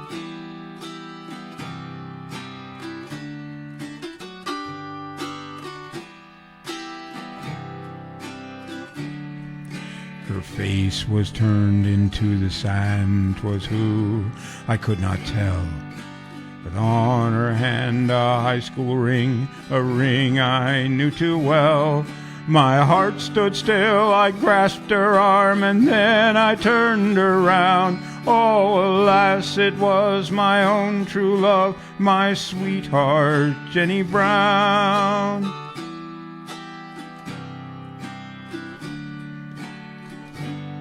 Oh, Jenny Brown, why did I treat you cruel? Gosh whiz, Jenny, there was tears in your eyes, and you ran away from me, and now here I find you on the beach all still and sandy and flies and stuff. Oh. I stared into her loving face, a face that used to clown. I saw one eye a flicker, then wink and open round. Ha ha, she laughed and jumped up tall. I'll bet you thought I'd drown. What a rotten sense of humor has my sweetheart, Jenny Brown. I would say. Dude! Flip said, yeah, it's the training book. Yes. This one. Yeah. Don't Shoot the Dog. Right. Great book. If you need to train a dog, that's the book. The first 4 or 5 chapters explain all the theory behind it. And then I think chapter 6 is where they really concentrate on how to train dogs. And, Indy and I are working on it. We've got a lot to learn about each other because... Well, you said his name. Now he's over there making sounds at you. Yeah. That was not exactly a snore. No, he's a good dog. He's telling you he would like to I would love to let him out, but I'm afraid that microphones and cameras and things would go tumbling. Like, what is all this stuff? Look at that stuff. Look at all those wires. Wow. All right, here's one Philippa's heard before, and I played it, I think, once or twice on here. We knew a guy, kind of a wandering rambler, a rambling boy, that he was known as the preacher of Jackson Square. And this is a parody of a Charlie Pride tune, Is Anybody Going to San Antone?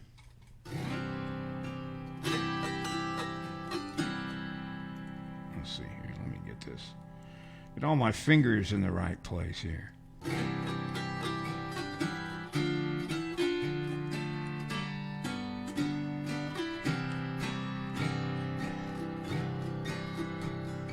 Rain dripping through the holes in the roof, and I don't know what to do. I guess I'm gonna bore a couple holes in the floor and let it run right through.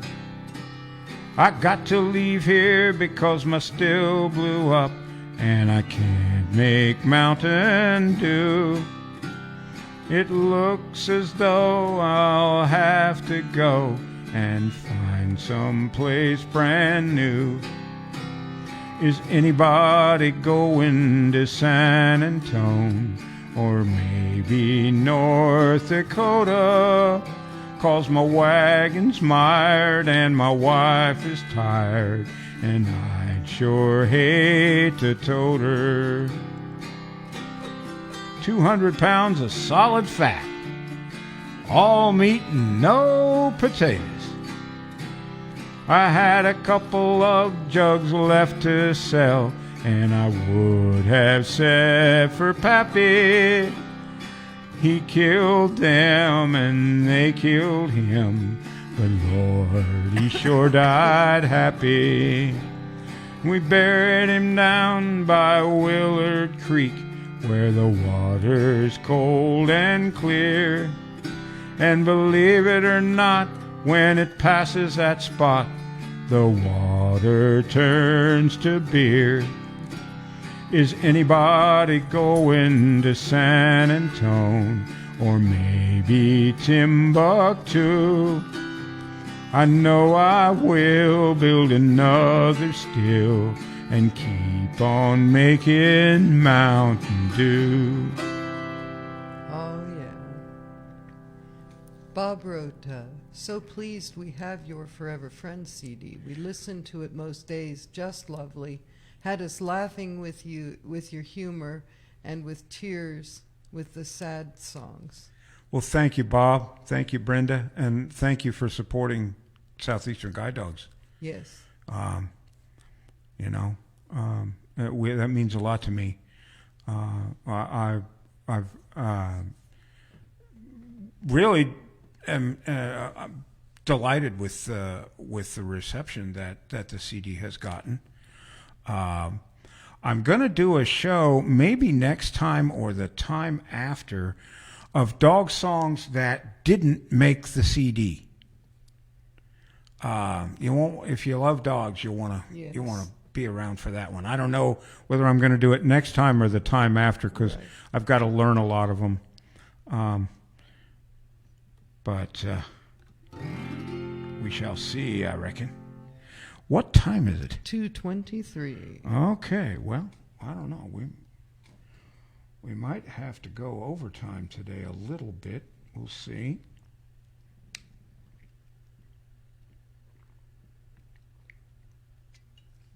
I don't like to keep people too late, because especially our friends across the pond, it's getting late over there.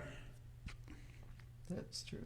Here's a song by Jim Stafford called A Real Good Time.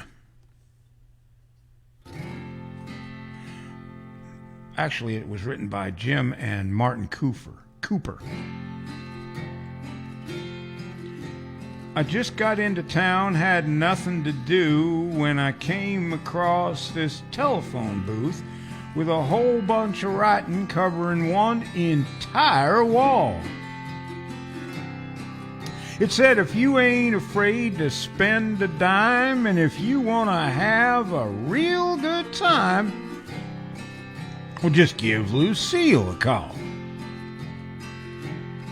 Now, underneath her number was this big long list saying she'd do that, saying she'd do this. I let my fingers do the walking through all kind of stuff I'd missed. Well, I shuffled through my pockets till I found myself a dime, heard a ring or two, and then I got her on the line and said, Lucille, I'd like to have a real good time. Might found a lover, might have made a new friend.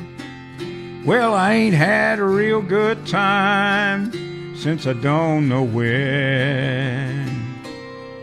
She said, well, who are you and what is this? I said, it's George, Lucille, and it's about this list, which I began to read with particular emphasis on my favorite numbers, 1, 5, 11, 14, 22, 33, and 41 through 59.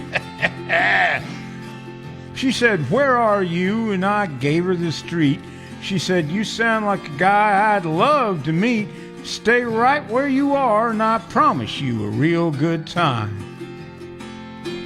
Might have found a lover, might have made a new friend.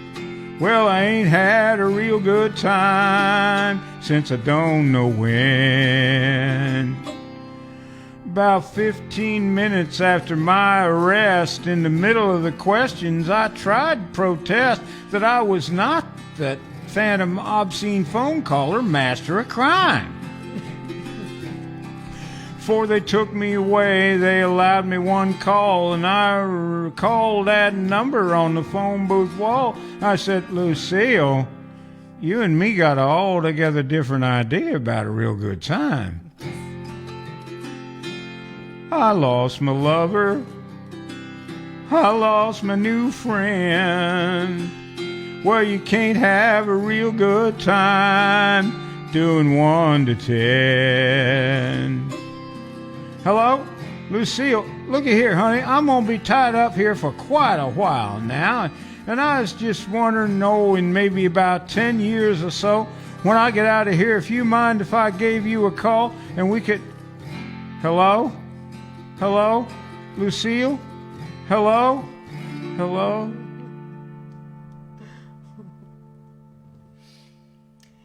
Oh, Back in the days when there were phone booths. Something that's gone the way of the dodo bird, pretty much. oh man, that's true. I haven't seen them. Even those ones that you walk up to that are like, Yeah, the kiosks. yeah, that kind. Yeah, they're all you gone. don't even have the booth around you. Well, people were vandalizing them and everything, and when they weren't bringing in any money, because everybody's got cell phones now, nobody needs a phone booth, Well, you're right. you know. Yeah. All right. Here's another one from Lardo and Burley, the Moron Brothers. It's called Hoss Walker, the Biggest Liar in Our Town.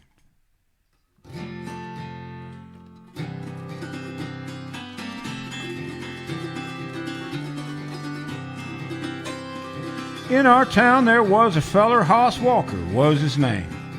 Telling lies was his trademark. It brought him world acclaim. He'd climb a tree to tell a lie, when the truth he could tell on the ground. Some folks said truth wasn't in him. He was known for miles around. I remember one evening we was sitting on the porch and old Hoss come riding by.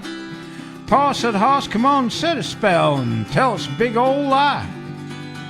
He said, folks, I really wish I could, but I got to be heading on. Pa passed away this afternoon, and I've got to get back home.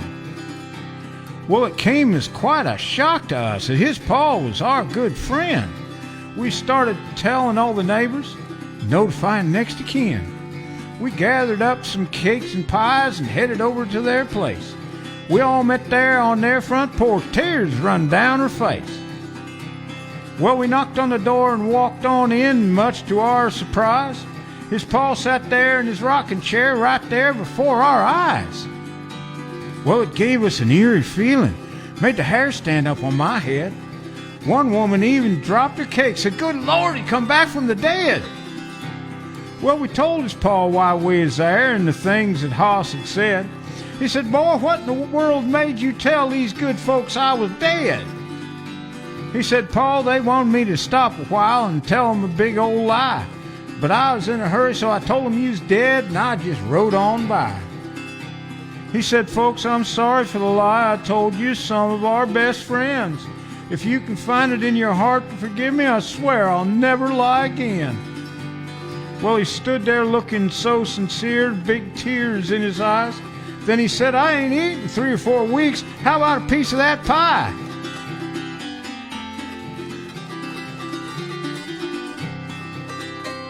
I remember one cold winter morn we was sitting around the store talking about the Depression and things that happened during the war. Hoss walked in with a shotgun. He was grinning from ear to ear.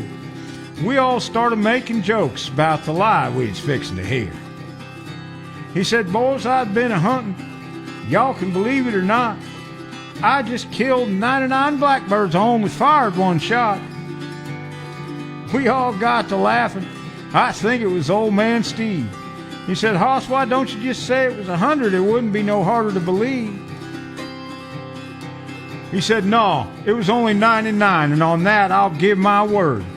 Ain't no need saying it was 100, lying over 1 blackbird." He said, "The other day I was on the river with my rifle I was a-hunting. Looked over yonder on the other side, and the hummingbirds are a-humming. So I took aim and I fired that thing, and a hummingbird fell dead. With a .22 rifle, I killed enough hummingbirds to make Ma a feather bed." Now another tale he told one time about how cold it got in his house. Froze the flame on the coal oil lantern and he couldn't even blow it out. So he broke it off and he threw it in the yard, and right there's where it lay.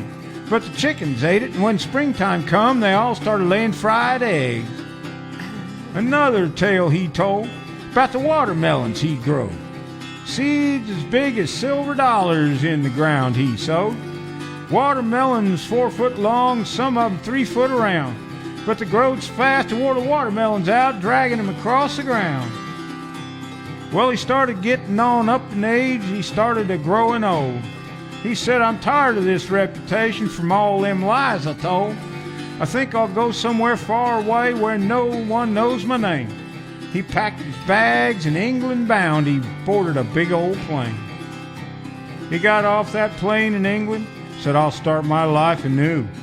I'll never tell another lie. From now on, it's nothing but the truth." 2 little boys was a-fighting there and calling each other names.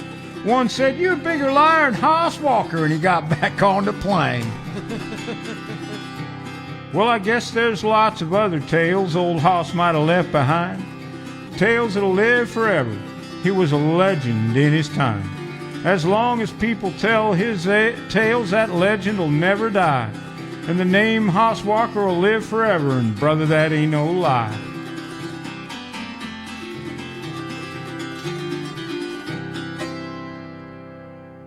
Wow. Yeah. Lavonda said Heather just got home from work, so she gets to hear the rest of the show. Hello, Welcome, Heather. Heather. I'm so Hi. glad you could stop in and visit with us a while. Yes. Yeah. And I want to thank you for what you're doing, too. And that's all that I need to say about that. It's anyway, relax, enjoy yourself, and we've still got some fun to have here. Yes. So. Oh, yeah, we sure do. Oh, goodness. Here's a song that was written and recorded by a guy named Cliff Ferray. The master, well, I can't tell you much about him because if I do, it'll ruin the song.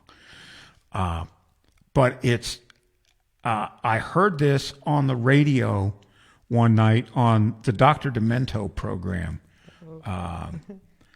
Barrett Hansen was Dr. Demento. And every verse, I'm going, what? Wait a minute. You can't. So Anyway, I'm not going to tell you the title or anything. Well, I'll tell you the title. It's called Ain't It a Beauty by Cliff Ferret. Oh, this one. Yeah.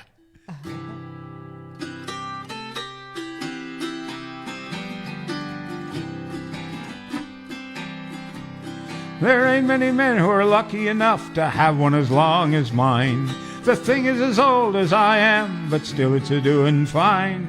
Many's the time when I was afraid 'twas going on the blink, but then upon closer scrutiny it proved to be in the pink. I've always treated it carefully and don't leave it lying about. Before I put it away I still remember to shake it out. And if I should ever be too weak to hold it in the air, I've instructed me wife to handle it with tender loving care. Oh, ain't it a beauty? And I have used it proudly all me life. Oh, ain't it a beauty? And if you don't believe me, ask me wife.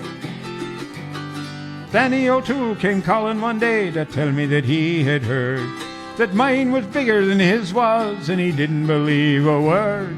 So I bet him a buck and took him outside and laid it in the street. He couldn't believe it when he saw 'twas over 100 feet.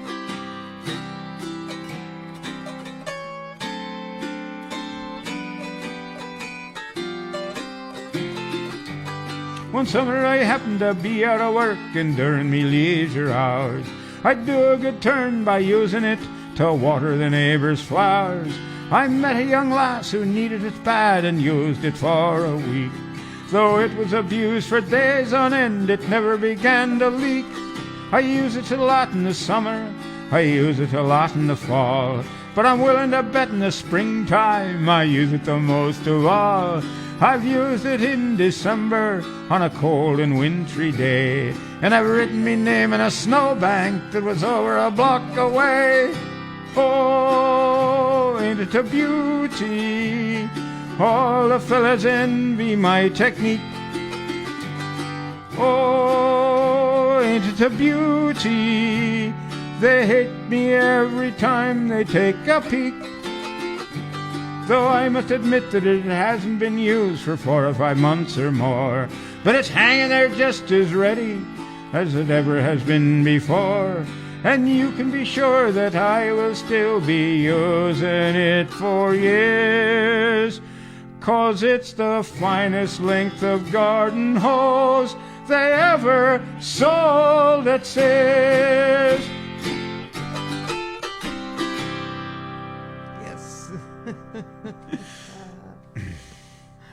There's some. Got me so bad the first time. Oh, it did me too. Because cannot sing that. He gives it away. He gives it away if In you're the thinking time. about it, but you're so hung up on what you think it's Yeah, about. the innuendo. All I could think was, you can't play that on the radio. Can't play that. But anyway, I hope you liked it.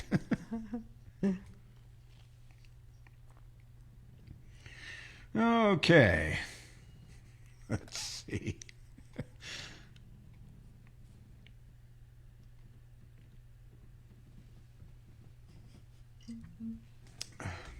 Any comments? No. No comments?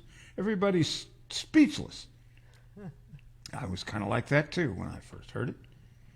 Ivan is here. Just woke up from a nap. Sorry I missed so much. Oh, it's still there, Ivan. You can Yes, you can catch it later. We're glad to have you. Glad to have you.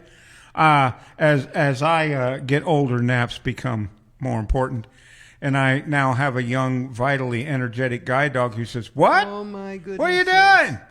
We could go somewhere." Folks, if you haven't already done so, tune into Ivan's show. He does a show on Facebook on the Ivan Styles page every Sunday at 2 p.m. Eastern Time, which would be, 7 p.m. GMT. And you don't want to miss it. He hasn't missed a week for,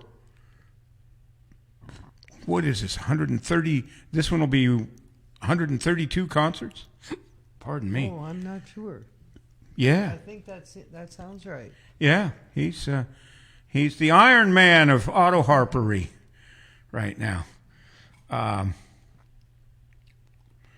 Okay. This song is a joke put to music. The earliest appearance of it that I have been able to find was a joke book published in 1918. The first time I heard it was at Lynn's supper table. Her dad, back in the 70s, people in taverns and stuff used to pass around copies of stuff. And he read it as a letter to an insurance company. And then it was put to music by Ray Stevens and, turned into a poem. It's called The Bricklayer's Bad Day.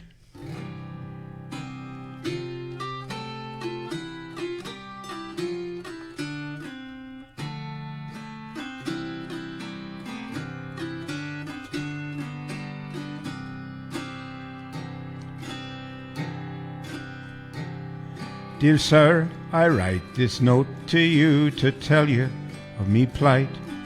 For at the time of writing I am not a pretty sight. Me body is all black and blue, me face a deathly grey. And I write this note to tell you why I'm not at work today. While working on the 14th floor, some bricks I had to clear.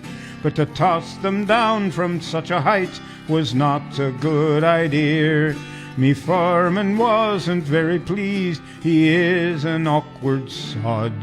And he said I'd have to cart them down the ladders in me hod. Well, shifting all those bricks by hand, it was so very slow.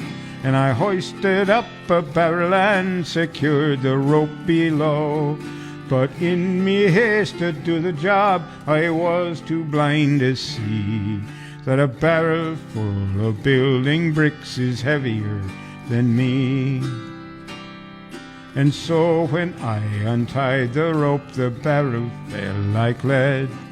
And clinging tightly to the rope, I started up instead. I shot up like a rocket till to my dismay I found halfway up I met the bloody barrel coming down.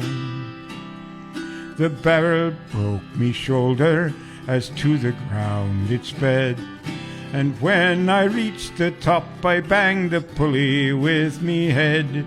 Still clinging tightly, numbed with shock from this almighty blow.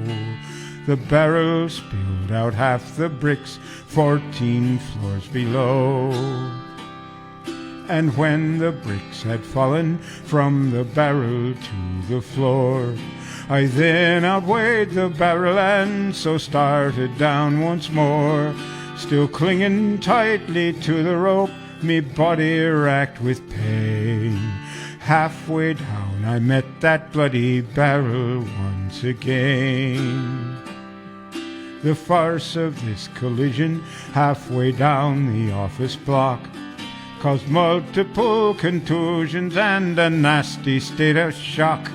Still clinging tightly to the rope, I fell toward the ground and landed on the broken bricks the barrel had scattered round.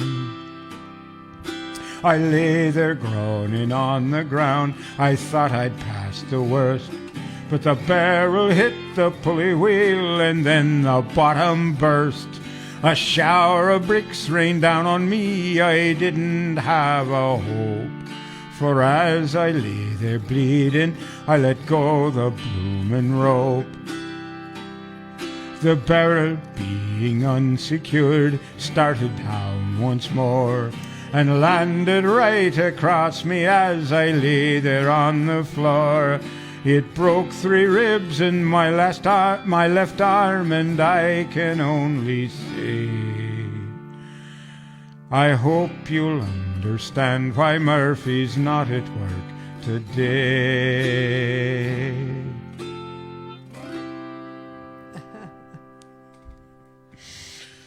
Ivan said, yes, 132, thanks. And then he also said, love the Bricks song. Yeah. And then Pat said, sick note, which I think is another name for it. Ah. And he Yeah. said, love. And he said, there is a song from the Dubliners. And lovely. And Ivan's got all kinds of ha-has in a picture. And Pat said, there is only one left. Well, we'll see what one it is. Yeah, I like the Dubliners. I recently discovered them. I did a song of theirs just recently. I think it was called Mama Was a Moonshine Man. Might have been the Irish Rovers that did that one, but I don't think so. I think it was the Dubliners. Mama Was a Moonshine Man. Yeah. Well, Here's a song that was written by Guy Clark and Verlin Thompson and sung by Guy Clark. And Neil and... Go ahead. I was sorry. Pat was talking about there's only one left. He means of the Dubliners. Oh, I didn't that's understand sad. what he meant. That's sad. I see. Okay. Anyway, this song was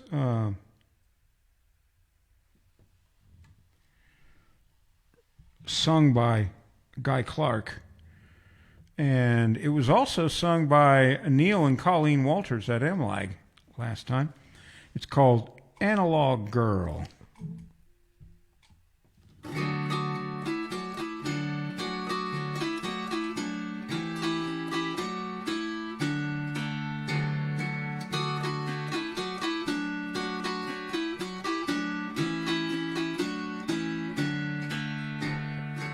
Well, she ain't got no cell phone. You gotta call her when she's home.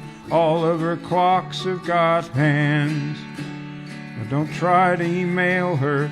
You gotta snail mail her. You got to take pen in hand. Ones and zeros, zeros and ones. She'll have none of that virtual fun. She's a real deal old-fashioned analog girl in a digital world.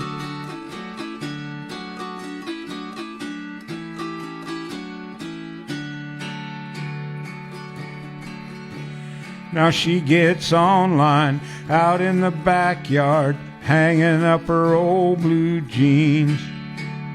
She's got all the memory that she can live with. She really hates drum machines. Ones and zeros, zeros and ones. She'll have none of that virtual fun. She's a real deal old-fashioned analog girl in a digital world.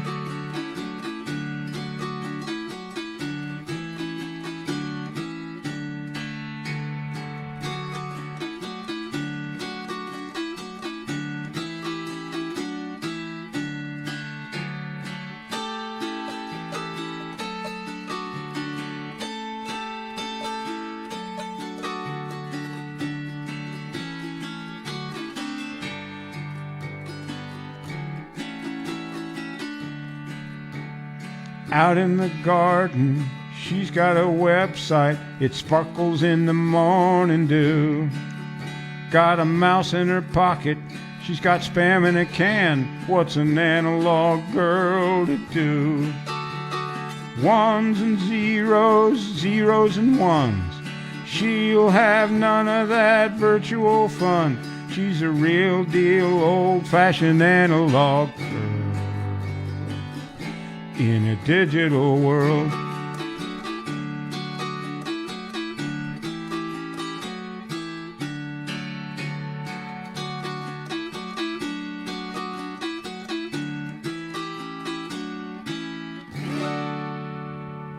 Nice.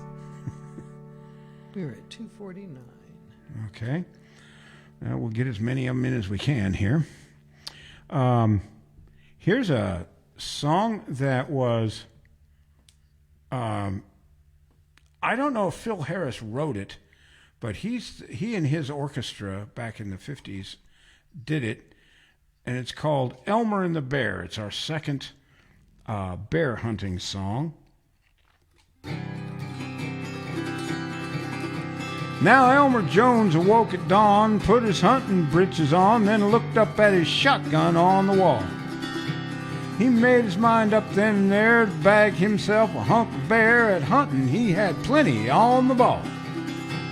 He milked the cow, fed the hog, kissed his wife and called the dog, picked up his gun and started on his quest.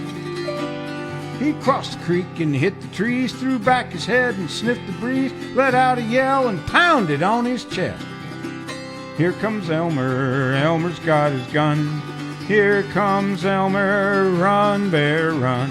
He hunted all the morning through, but not a bear came into view, and Elmer's mind was on the kitchen range. For he was sick as he could be of lamb and chicken fricassee, and craved a mess of bear meat for a change. Poor Elmer's mind was in a fog. He paused and sat down on a log to get his faculties back in the groove. He heard a noise, and standing there before him was a grizzly bear, and he figured it was time he made his move. Here comes Elmer, Elmer's got his gun. Here comes Elmer, run, bear, run.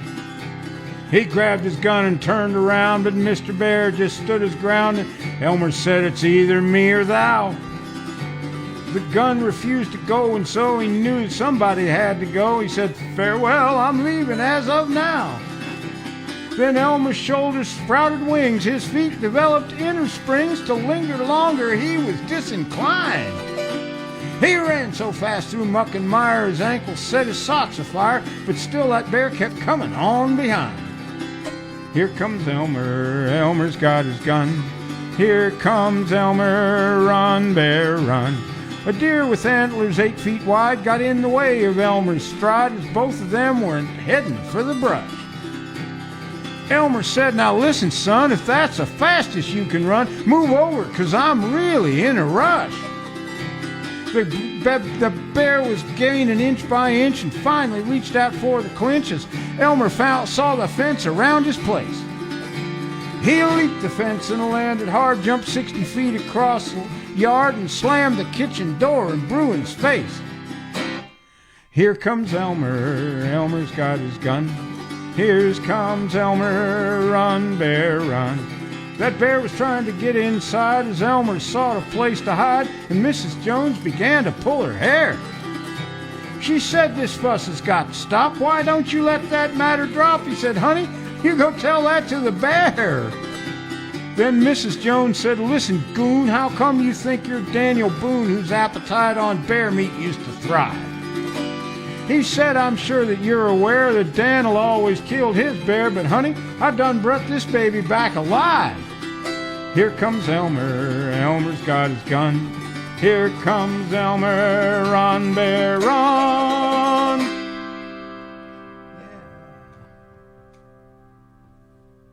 Hang on a minute, I got it. Pat said, hang on, talking about the Dubliners, there's only one left out of the Dubliners. Is John Sheehan is the only one left. He plays the violin. Okay. And then he wrote player down here. See, he's probably very good. Yeah, I'm sure he is. Is that it? Yes. Okay. Here is a song. This song was written and recorded by a guy who has the most offbeat sense of humor I think I've ever heard in my life. His name is Haywood Banks. He's from Ohio. And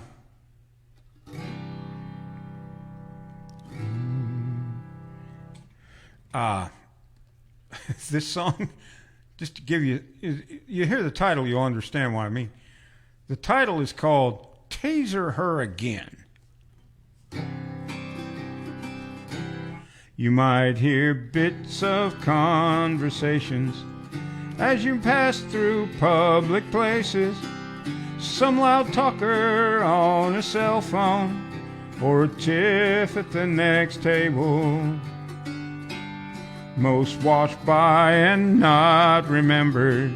But one evening last December, I passed two women talking by the front door of my hotel. I stopped and thanked them by the curb. The moment that I heard their words, I said it was the finest line of eavesdrop I've ever overheard. Their words stuck inside my head, so I wrote down the words they said, and with a hotel pen I wrote, then they had to taser her again. Then they had to taser her. First time wasn't fazing her.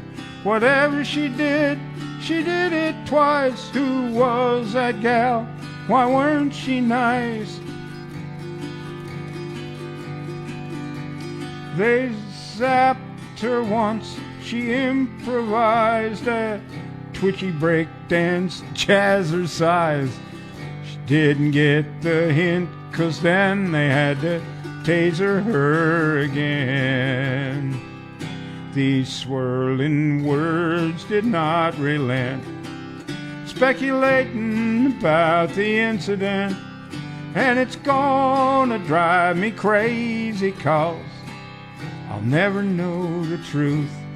Were there warrants unresolved? How much alcohol was involved? And did her stepson remember to return to the trailer the next day to feed her snake? 'Cause then they had to taser her. First time wasn't fazing her. Whatever she did it twice. Who was that gal? Why weren't she nice? Her hair, it spiked.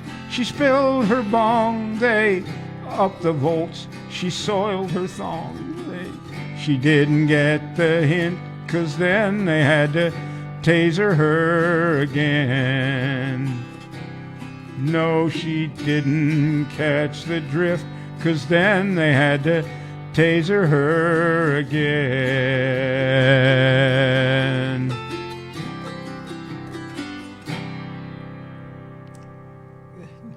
Some folks, you just can't tell them nothing. I mean, you know.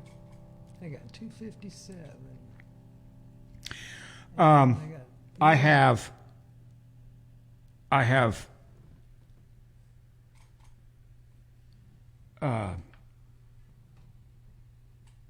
I have three songs, but this is actually, I think, the last. No, I have two more, and then I have one for overtime. So we might end it after this. This was written and recorded by Guy Clark,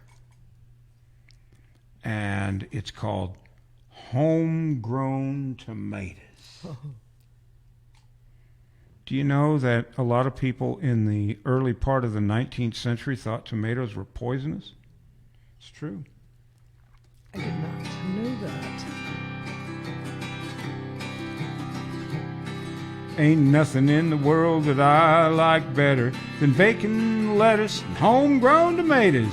Up in the morning, out in the garden, get you a ripen, don't get a harden. Plant 'em in the spring, eat 'em in the summer. All winter without 'em's a culinary bummer. I forget all about the sweating and digging every time I go out and get me a biggin'. Homegrown tomatoes, homegrown tomatoes. What would life be without homegrown tomatoes? Only two things money can't buy, and that's true love and homegrown tomatoes. You can go out to eat, and that's for sure, but it's nothing a homegrown tomato won't cure. Put 'em in a salad, put 'em in a stew. You can make your very own tomato juice. Eat 'em with eggs, eat 'em with gravy. Eat 'em with beans, pinto or navy. Put 'em on the side, put 'em in the middle. Put a homegrown tomato on a hot cake griddle. Homegrown tomatoes, homegrown tomatoes. What'd life be without homegrown tomatoes? Only two things that money can't buy, and that's true love and homegrown tomatoes.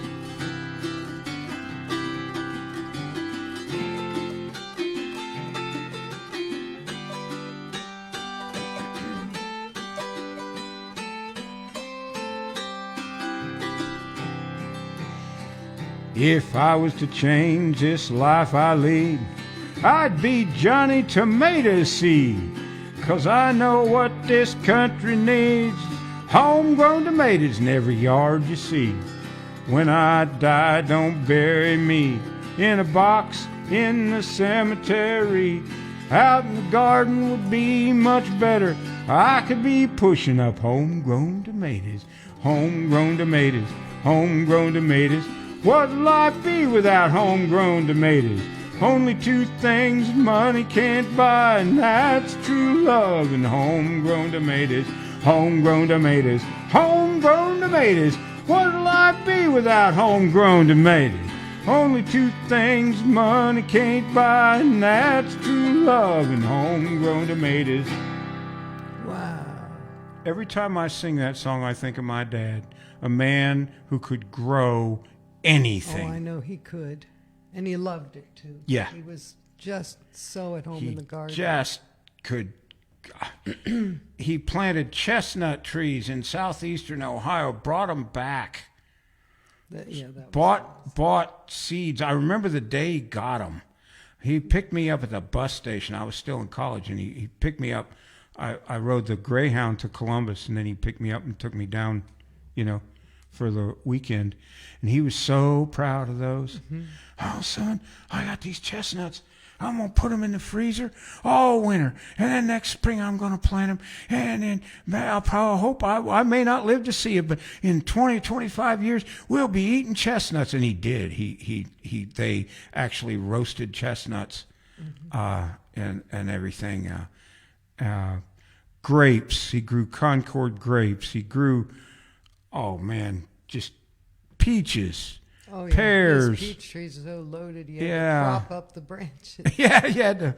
Anyway, I got to get on here. Well, I've got, Debbie said, I have more than I can use right now. Big grin face, going to be in the freezer shortly. And then she found 3 tomato little ones to put on there.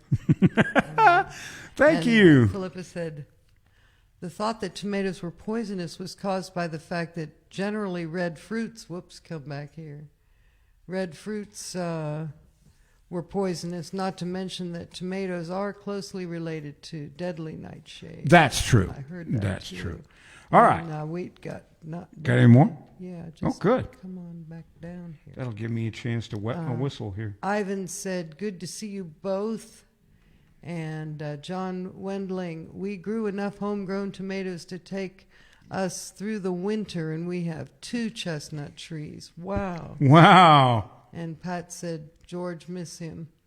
I think, my father was the same. I missed that. Hang on. I wish this wouldn't jump around. Pat said, my father was the same, George, miss him. Yeah. Yeah, good. Okay. We have, I know we're going to go over, but I don't. So what time is it? It's 3:03 now. 3:03. I'm going to do it. I'm going to play them all. If you can't stay, I understand. I've got 2 more songs I'd like to play for you, and then I'll quit. I promise. It's hard. Anyway, this is a parody. I changed the words a little bit. This is the theme song to a 1946 Disney short called The Martins and the Coys, which was obviously a parody of the Hatfields and McCoys, so I changed the characters around a little bit. First time I heard the song was when Preacher played it. Anyway, I call it the Hatfields and McCoys. It's actually the Martins and the Coys.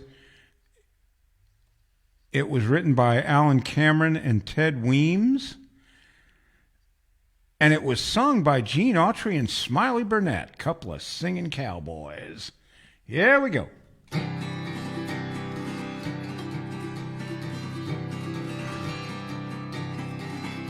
Gather round me, children, and I'll tell the story of the mountains and the days when guns was law. When two families got to feudin', it was bound to end in shootin'. So just listen close, I'll tell you what I saw.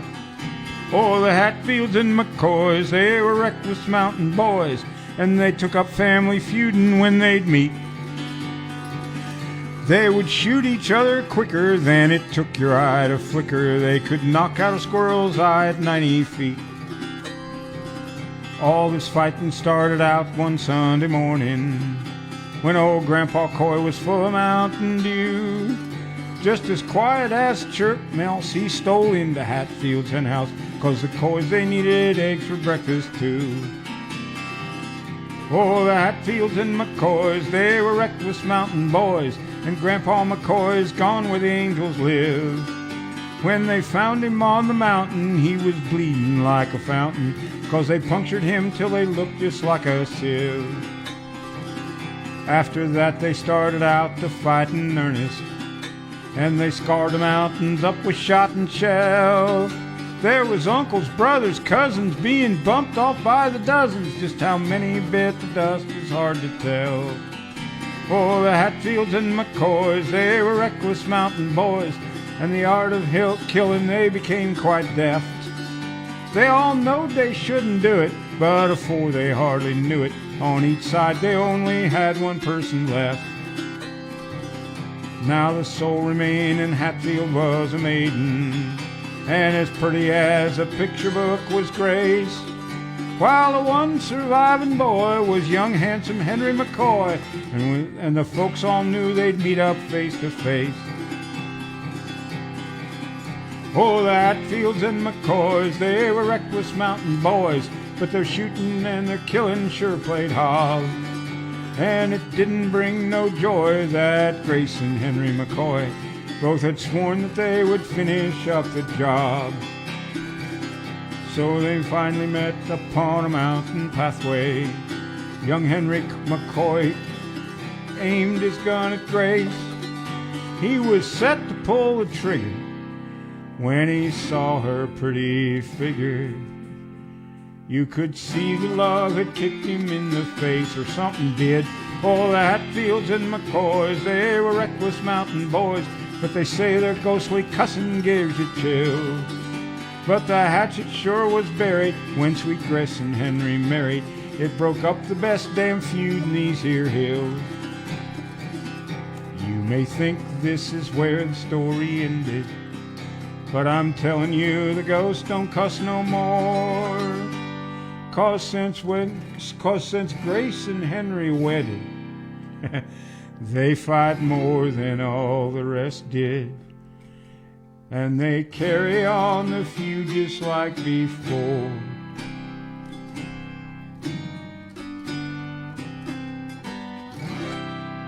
Oh, beautiful. Oh, Flip said if you can grow chocolate cherry tomatoes, they're wonderful. Well, we'll sure give it a shot. I'm going to check that out next season, because I don't know who wrote this last song. Probably C.W. Kalb. Ray Stevens recorded it, and it's called the Smoky Mountain Rattlesnake Retreat. You're going to love this. Well, me and Doris went on vacation. We decided we needed more than recreation, so we enrolled in a Bible camp retreat. I got the directions and we took off. It only took 6 hours to get completely lost way back up in the mountains of East Tennessee. Well, it was getting real dark and I was starting to fret. Doris said, "Look yonder, I bet that's it." She pointed to the lights of this little church way back in the bush. An old man met us. I said, "Just two." He escorted us down to the very first pew. I said, "Doris, I don't think this is the right place." And she just said, "Hush."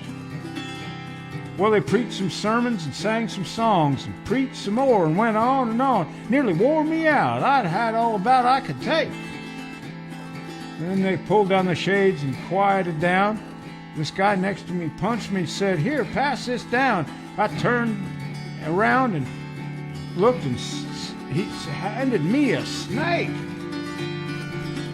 Oh, the night that me and Doris went running through the forest, way back up in the hills of Tennessee. Oh,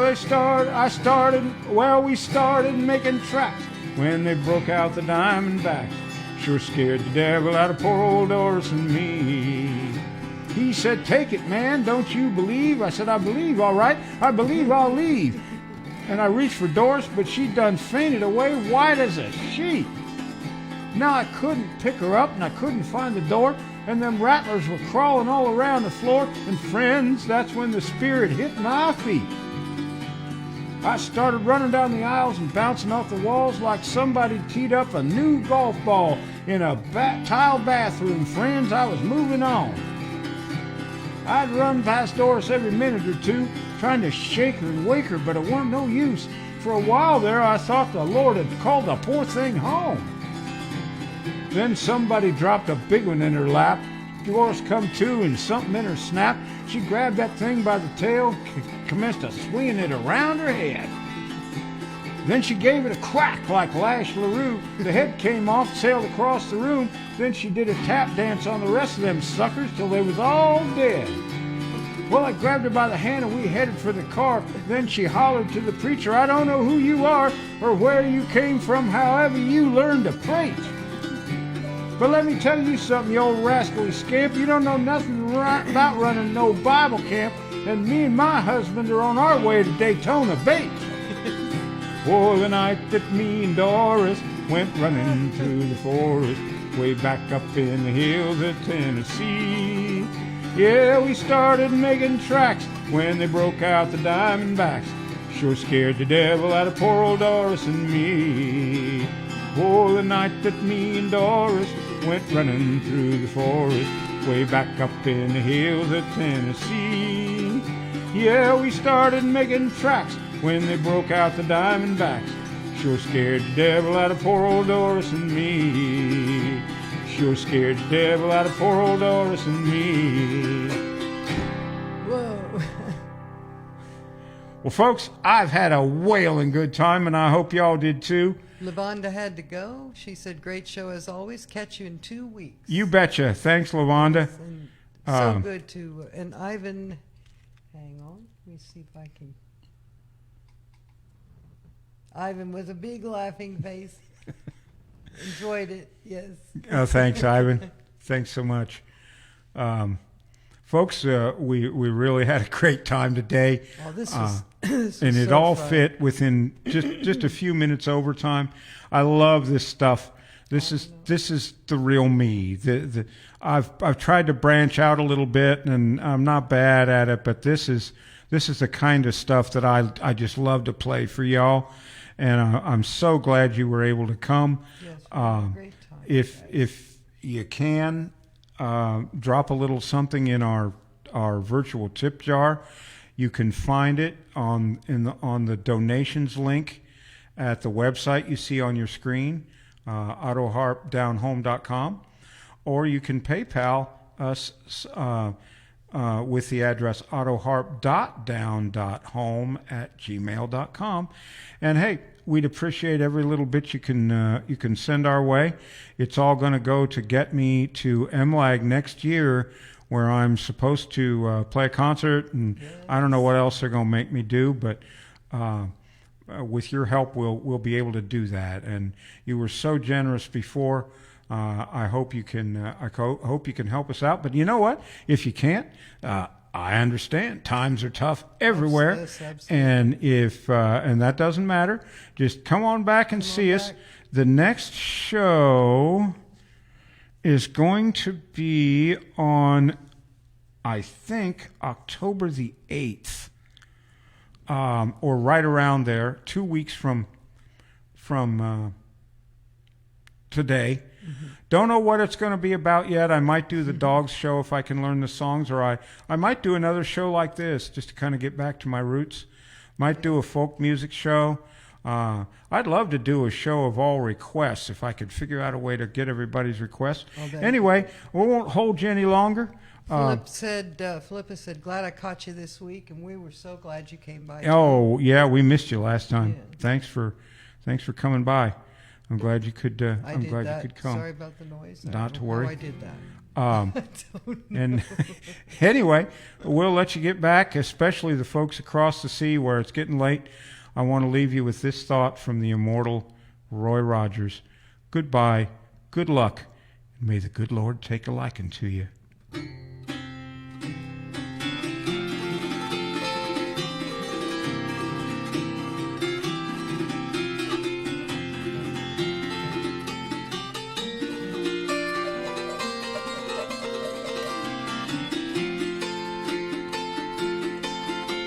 Well, now it's time to say goodbye to George and all his kin.